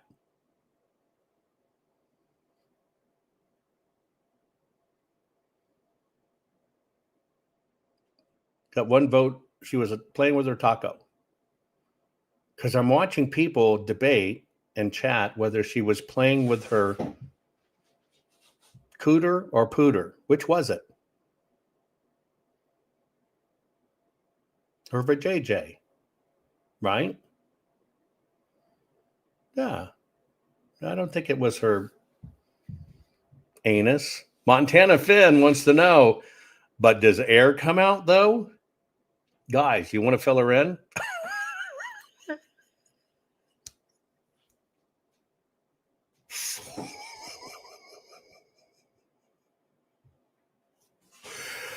Oh. Her vajayjay, but does air come out though?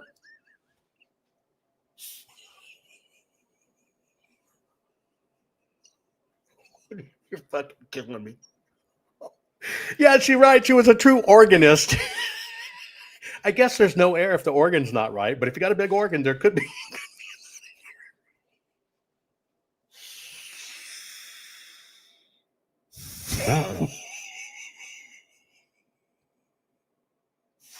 Oh, man.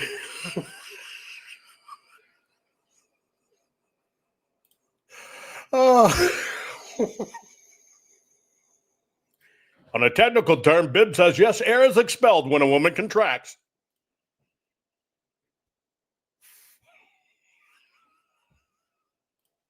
Speaking from experience.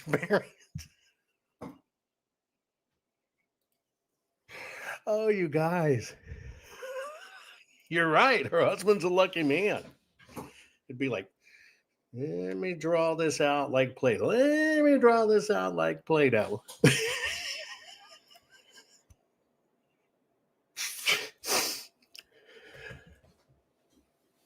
Yes.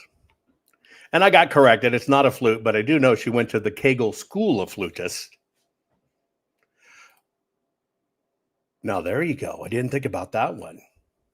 Flute, sax, two at once. Wow, that'd be a very deeply penetrating performance. Why do they all look the same? Murderers don't go to jail? Well, first off, not all murder is created equal. Should murderers go to jail or no? If we're talking about somebody actually, like, responsible for an actual murder, Yeah. I think we need something better than jail. How Like many what? murders have gone to jail and then come back out and murdered somebody else? I don't know, but like, what's the alternative? What's the alternative? I think you should look to your history books for that. No, just tell We me. went through millennia of existence without the modern prison system. What do we do, kill them? No. Then what do we do with them? Restorative justice systems like we used to. Like what? But what's the solution? I'm not giving you an entire criminal justice lesson. Just on tell the me, street. if you don't send them to jail, where do you send them? Huh? If you don't send them to jail, where do you send them? Where do you send them? Why do we need to specifically send them somewhere? Well, they shouldn't be on the streets after they've murdered somebody, surely. Depends. No, murderers shouldn't be on the street. It doesn't depend at all. I think it depends. I don't think it depends at all. If you kill somebody, you should be in jail. It's not self-defense. I think I might be too radical for you to be talking to. So you disagree with that premise? What? That murderers should not be on the streets? That murderers are on the streets right now. But do you think we should make so they're not on the streets? No. I believe in restorative justice. Let them walk free. Punitive justice does not do anything Let them to walk protect our free. communities. Let them walk free then. I don't say that there shouldn't be any consequences, but I don't think that incarceration is the right one. But let them walk free. Let them walk free. With restrictions, but yeah. They don't need to Murderers walk free. Huh? Murderers walk free, yeah. Like they do now, yeah. Murderers walk free That every is day. Did you know in the absolutely United States insane. you have 50% chance of getting away with your first murder? I don't care. My premise is that murderers should go to jail. They should be removed from the streets. You disagree with that? My premise is that our current way of handling murderers and our punitive justice system does not work. Because you think you don't agree with sending them to jail. Well, okay, do you know what caused the most violent crime? What has the most violent crime? What caused the most violent crime? I don't care. What is it? Poverty. That is not true. It is true. If you go and you look at Okay. the statistics and the data from So then why is it that the black community committed less crime under Jim Crow when they were poorer than they do now when they have more money? Why is that the case? Same reason why illegal immigrants are have the lowest crime rates in the United States. That's not true. They disproportionately commit crime. No, they don't. Yes, they do. Look at El Paso. I have. Look at Kinney County, Texas. No, you haven't. In Kinney County, Texas, there are more crimes committed by illegal immigrants than there are people living in the county. In El Paso, it accounts for about half of all crime. Extremely disproportionate. You got 2 places in Texas. Got Right. any more than that? Hey, What yeah. about the entire country? Virtually every you can't do every state in the country. You know why? Because if you had done any research into the criminality of illegal immigrants, you would know that there is only one state in this entire country that sorts crime data based on immigration status. What state is it? It's Texas. You've never looked into it. You would know that every study about criminality of illegal immigrants is based out of the Texas Department of Public Safety. I have looked into You it. haven't, or you would know that. This is like criminality of illegal immigrants 101. It's the first thing you learn when you start looking into this. There's only one state that tracks the data. Oh, Texas. Oh, I see your issue. You only look at the first thing they tell you. You don't look deeper. No, I've looked at every study. I've looked at studies that support your claim. I've looked at studies that support my claim, and I've looked at the raw Texas Department of Public Safety data. I grew up on MAGA. Both my parents are You haven't MAGA looked and into it. Southern. You haven't looked into I it. have. You haven't. I have. You haven't. You think that murderers should walk free? I think murderers should be dealt with in an actual just and humane way that protects Like our letting them people. walk free. Like letting them walk not free. imprisoning them. Okay, then what's the alternative that would protect the people? Restorative justice programs. What is that? Okay, we need programs that help end poverty, to bring people out of poverty so people don't feel the need But when to be somebody violent commits over murder, what do you do about that? The majority of murderers are committed out of the heat of passion, not because of poverty. Okay? So the majority of murders happen because you're mad at somebody, All right, not you wanna poverty. Talk about yes. Most of those heats of passion, though, also have triggers. Okay, so what do you do with them after they killed somebody? You don't send them to jail. What do you do with them? Well, first, figure out why they did it. No. First, you do something with them, so they're not in the streets killing more people. What do you do with them? First, you talk to them. No. You have to take them somewhere. They can't be on the streets after they've killed somebody. What do you do with You're them? making the assertion that they have to be taken off the streets. Yes. Murderers, yes, have to be taken off the streets, yeah. Really, because I see all of the time murderers just sitting in their homes, sitting on the sidewalk. They should be sent to jail. They shouldn't be on the streets. Having these conversations with officers. They don't need to go to a prison to have this They conversation. need to go to a jail until they can be tried. Because they can't be on the streets after they've killed somebody. It's dangerous. Oh my God. There's lots of people that are on the streets that are dangerous. Okay, that so have you're this defending murderers. Let's get that straight. You're defending murderers right now. Killed other people are like, by definition, the most dangerous people in society. He doesn't think they should go to jail, murderers. I personally think that the most dangerous thing in society will always be our government. That was what I was raised to believe, and I will never stop. That is ridiculous. That is redonkulous. You don't think that the government will always be the most dangerous thing in I think society? you are out of your mind.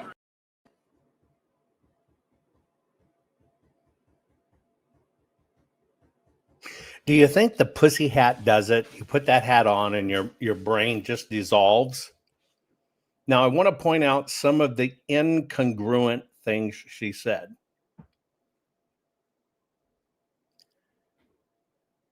I'm going to give you a hint. It's the last thing she said. I was raised to believe government was bad. Right? I was raised to believe government was bad. Now, did you catch that part? Now, go back in time at the beginning. She said something that was kind of the opposite of that. What was the opposite of that, she said, as a justification for her that she was right and she was extremely liberal, but she knows she was right. You know what she said just opposite? At the end, she says, well, I was raised to believe that government was bad. That's what I was raised and taught. But at the beginning, she said, well, my parents are MAGA. Both of them are MAGA. And I know how whacked this thing is, and I'm an extreme liberal, and I'm probably too liberal for you. So you don't like them, but they told you government was bad, and you held on to that part. MAGA parents, you got it. This is a prime example of not digging, not questioning, not allowing to be questioned, in a closed system that only teaches you keywords. You have no idea what the words mean, but you do know what to say. Well, I believe in restorative justice. Well, how would you do it? Restorative justice. Well, all murder's not necessarily bad. If you asked her if a MAGA person killed a protester in a pussy hat, I guarantee she'd want them prosecuted. If a pussy hatter killed the MAGA, well, that's a different circumstance because they're just fascists.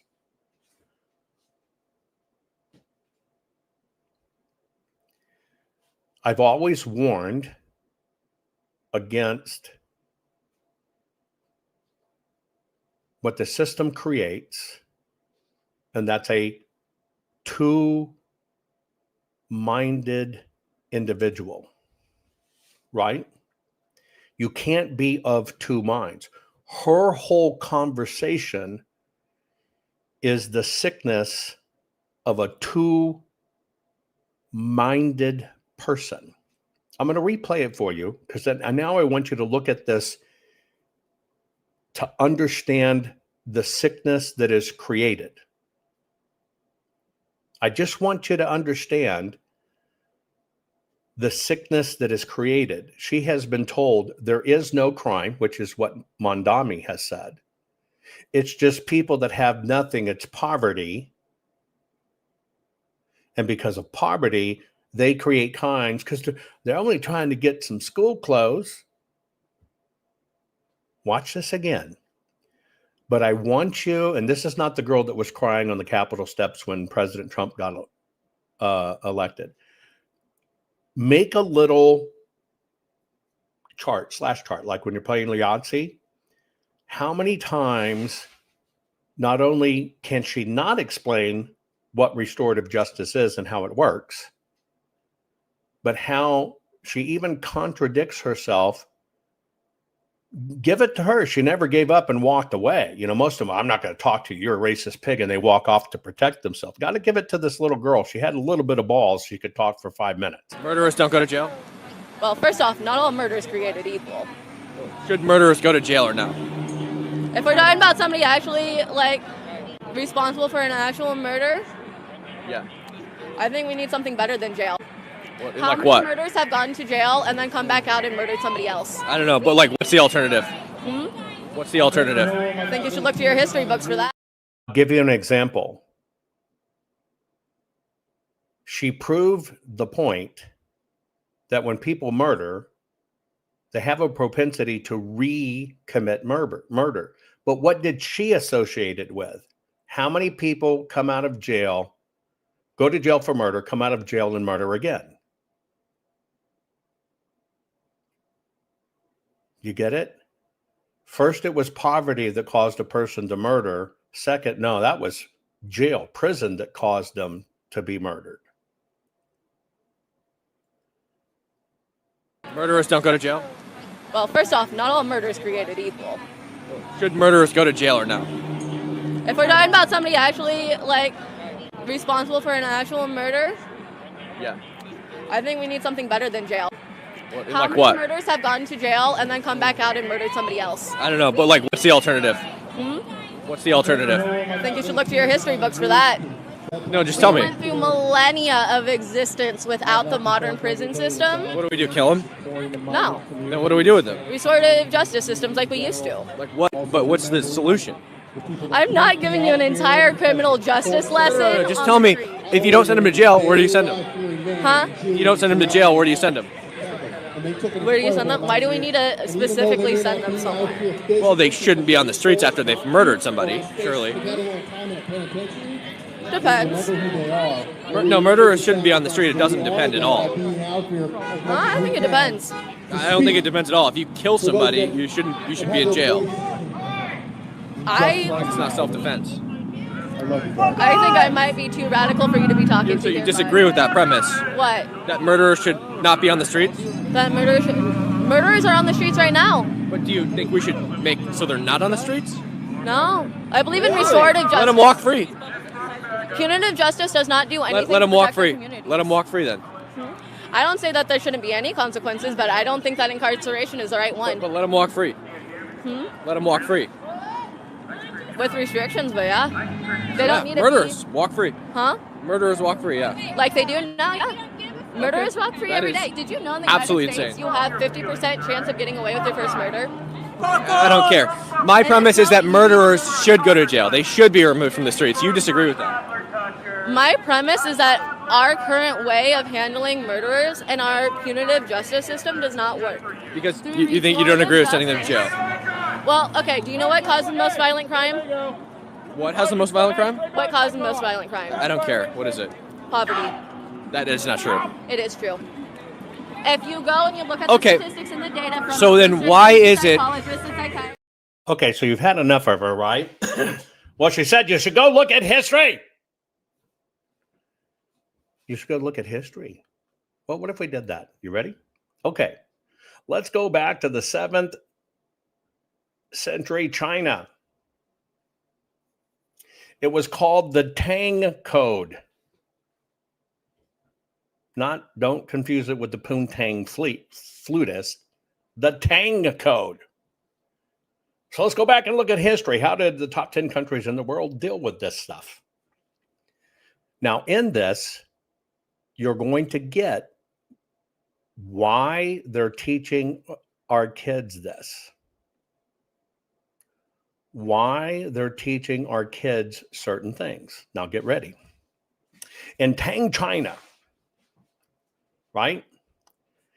Murder was treated as one of the worst, gravest kinds there was, of things there was. And there were two things depending upon aggravating factors. Yes, the Bible says an eye for an eye. Okay? And yes, Kodoba says, Jovan, these people are a waste of time. They're indoctrinated beyond the ability to change.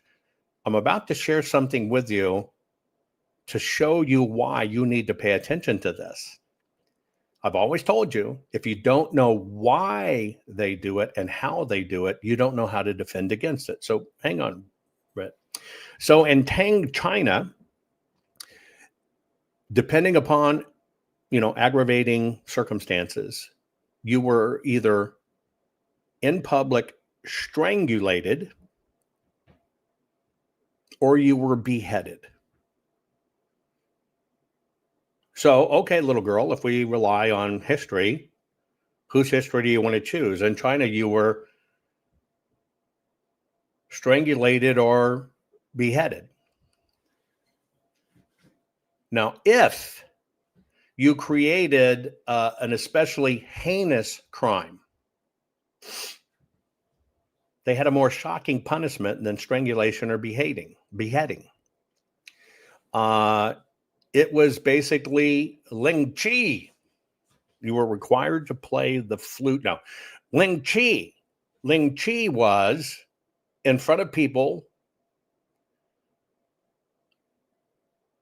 connected to the person you murdered, which basically means if you killed somebody close of kin, meaning you did it within your own family, they didn't strangle you. They didn't behead you. They did Ling Ching. Right? They would administer to you the death of 1,000 cuts.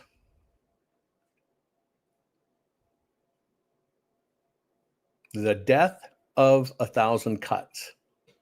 They would proceed to cut you in a manner that takes an incredible amount of punishment and time to very slowly bleed you out.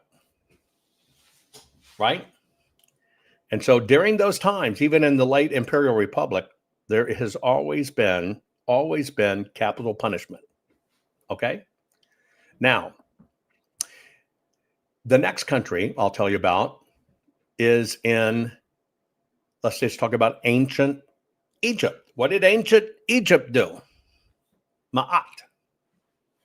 Right? Ma'at.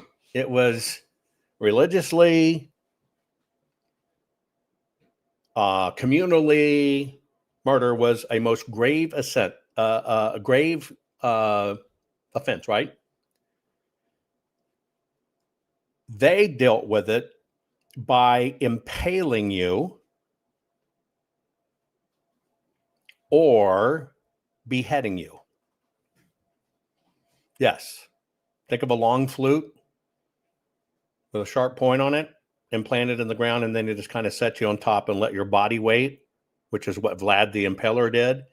You try to hold it back with those kegels, but slowly your body can't hold anymore, and it just slowly, your own weight just keeps on digging the impalement deeper and deeper and deeper, and it just kind of runs up your intestines, hits into your stomach, and kind of crawls up your spine, scraping, till eventually it gets up to your lung and stuff, and you're dead. Okay, she probably doesn't want that. If, in fact, it was murder, but it wasn't considered a heinous murder, they would do two things. There were two other ones that didn't kill you. Number one is they would mutilate you for life. So you were marked. Or they would exile you to a foreign land, right? Period. Punishable by death. So we got that from history. What about the ancient Greeks? The ancient Greeks, they had kind of a classification, okay?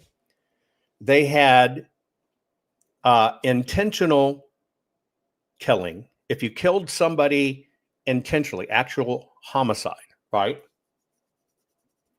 Then it was death penalty. If you, and she didn't want to go to prison, restorative justice. Pay attention because I'm going to tell you where this restorative justice comes from. And you might be informed on something you didn't pay attention to, is why I show this stuff. Okay. So ancient Greece, death penalty. Now, if it was an unintentional killing, then they would basically do a purification service, right? Plead for your soul. But they would exile you. You can no longer be around the country or the people. You're gone forever. And that was just for an accidental death. Okay? If for any reason the murder, and this is in Hellenistic and Byzantine periods, if any reason the murder was intentional,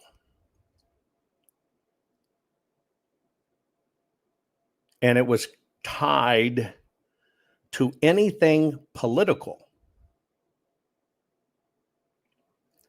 then you were absolutely guaranteed death. But they would mutilate you long before they would kill you. Ancient Italy, because she says, go back to history, look at history. You got to get, what's restorative justice? Well, you look at history. I'm going to get to in a moment, hang on, of what history she's actually talking about. So in Italy, death was considered a private wrong, right? Private wrong. If it was an intentional murder, parricidium,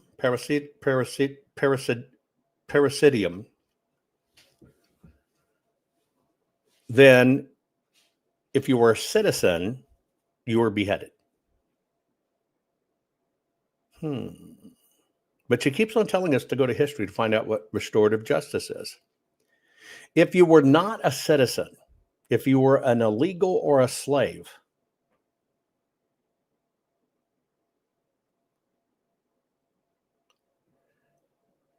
you were crucified.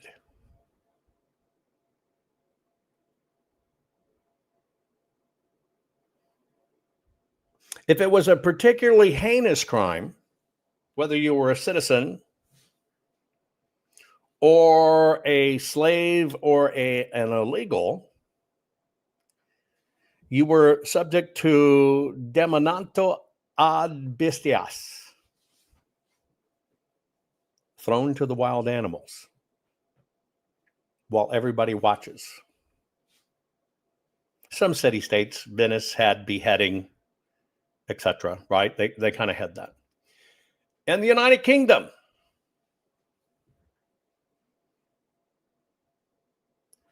there was called secret killing and public killing. They called one secret killing, you killed somebody in secret. They called one public murder, public homicide. And homicide was against the crown, right? It was an offense against the crown.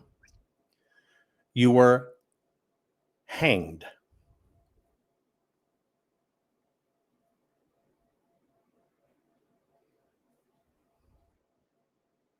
Hanged.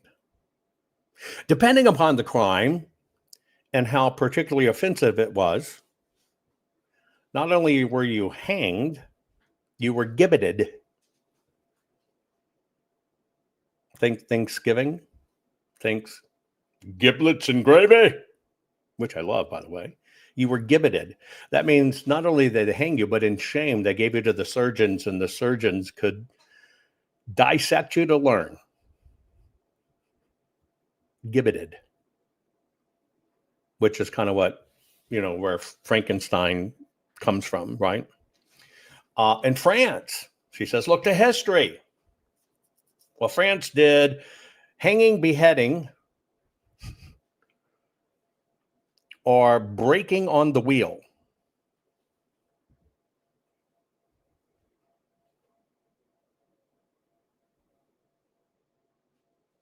We know hanging, we know beheading. Breaking on the wheel. They would put you on a wheel,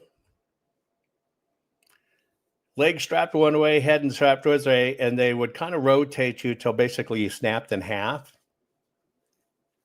or ripped out your arms or leg, kind of like the stretching rat, but a little different. Guillotine was for the public. If you were a noble of anything, you got a cleaner execution, which was just by a sword put in the back of the neck, and they just go and versus, chopping your head off. Well, let's look at ancient Germany then. She says, look, the history, what we're supposed to do. And the Holy Roman Empire and the German principalities, they had both Germanic law and they had both regional law. And it was really, in German, also used beheading, hanging, and breaking by the wheel. Okay? Exentra. And what we're going to talk about, a few things that come in subtly you need to know about it. In Russia, murder was execution. Yeah, of course, they had exile, right? In the United States of America, they had capital crime. So you got it. You got to understand, death is the default. But you probably didn't catch the Muslim countries.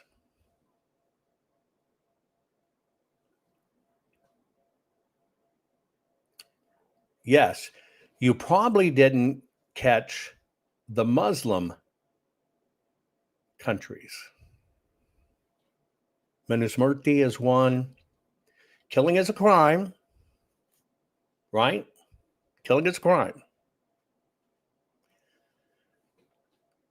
But in those countries, Muslim countries, you might know some derivative of this is of Sharia law. Get ready. You could, for the family,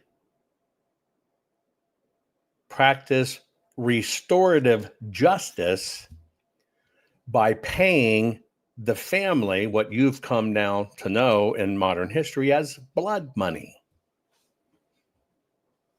And you had a choice. You could even have diya, payment of blood money, or you could have qisas, which is retaliation.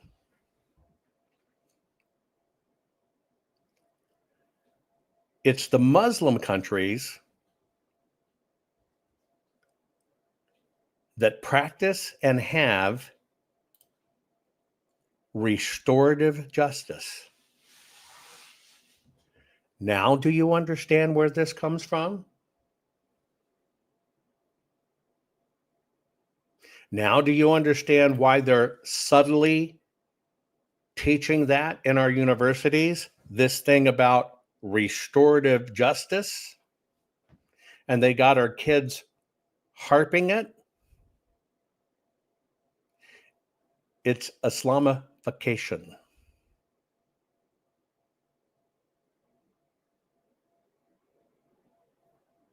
And there you go. Isn't it interesting? They get this concept of, well, murder's allowed in some circumstances. She says, not all murder is created equal. Where did that come from? Islam. See, she's saying not all murderers created equal. If you offended me, if you have the wrong beliefs, if you're a Republican, it's all Islamic. It's all Islamic. Now, if you insult the Islamic State, they're going to cop your head off. But see, we're talking about citizenry. So don't confuse the two. When they do the public executions of usually cutting off the head,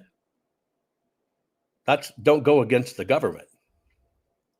But the whole entire concept of restorative justice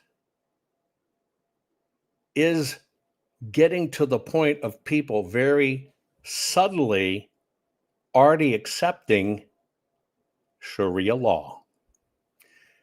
And now, you know. And it's just another subtle deception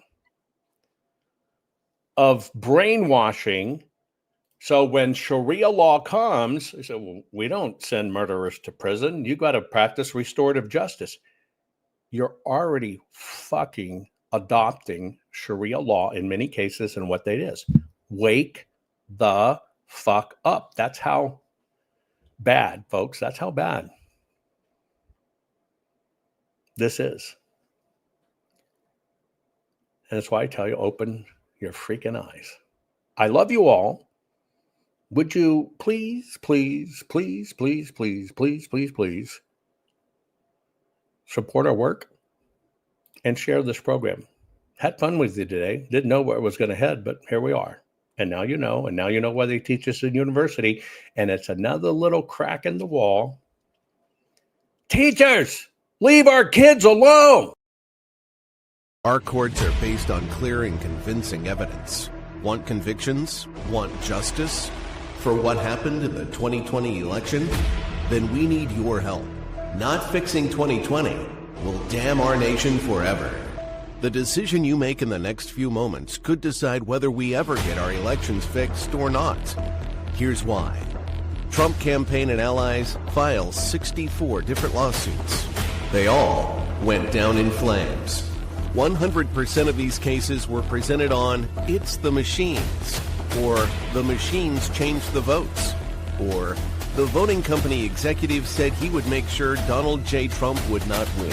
They all went down in flames. Why? You can't bring theories to court as evidence. No supposed Zoom call or six-degree polynomial math theory or census data is or ever will be proof of fraud. You can't bring theories to court as evidence. Here's why. In both civil and criminal law, the side making a claim carries the burden of proof, and prosecutors must prove guilt beyond a reasonable doubt. Without physical or otherwise verifiable evidence, a case cannot meet this high threshold. Physical evidence is the key. The question is, did anyone get relevant, reliable, provable, testable, and duplicatable evidence of what really happened in the 2020 general election? And the answer is yes, absolutely. The full forensic audit of Maricopa County, Arizona is the only evidence-gathering work which gathered relevant, reliable, provable, testable, and duplicatable evidence of what really happened in the 2020 general election. Evidence so damning that the system, the deep state, and those who pull the strings of this country have fought to keep it hidden and have hoped to have it be forgotten to time. Almost $3 million invested in time, funds, and efforts to unlock that which the system wanted hidden. But now, that evidence is in danger of being lost forever. So if you want what happened in the 2020 election fixed, then we need your help. Please donate to protect and secure this historic evidence. With the 2026 midterms coming up, the system is going to try to lame duck President Trump and then most likely introduce new impeachment proceedings. This is the evidence which will help win the war which is surely to come. We need to keep Maricopa County full forensic investigation and archive secure and ongoing. So if you want what happened in the 2020 election fixed, then we need your help. Please donate to protect and secure this historic evidence. We need your help securing the full forensic audit archives. Don't allow the only testable, objective, and reliable 2020 election evidence fall into obscurity. Millions were spent on getting it documented and tested. This is historic evidence. Not fixing 2020 will damn our nation forever. The historic Maricopa County full forensic audit effort processed 20,895,610 digital and forensic images of varying formats, resulted in 208 million individual evidence-proof files. The system processed over 58 billion forensic measurements, resulting in over 2 trillion individual base computations. No hopium, no hype, just hardcore forensic evidence. Please make sure the Maricopa County Full Forensic Audit Archives survive. Donate now. So if you want what happened in the 2020 election fixed, then please donate to protect and secure this historic evidence. We can't do it without you. We need you. America needs you. Our future needs you. Please donate now. Not fixing 2020 will damn our nation forever. Please donate now.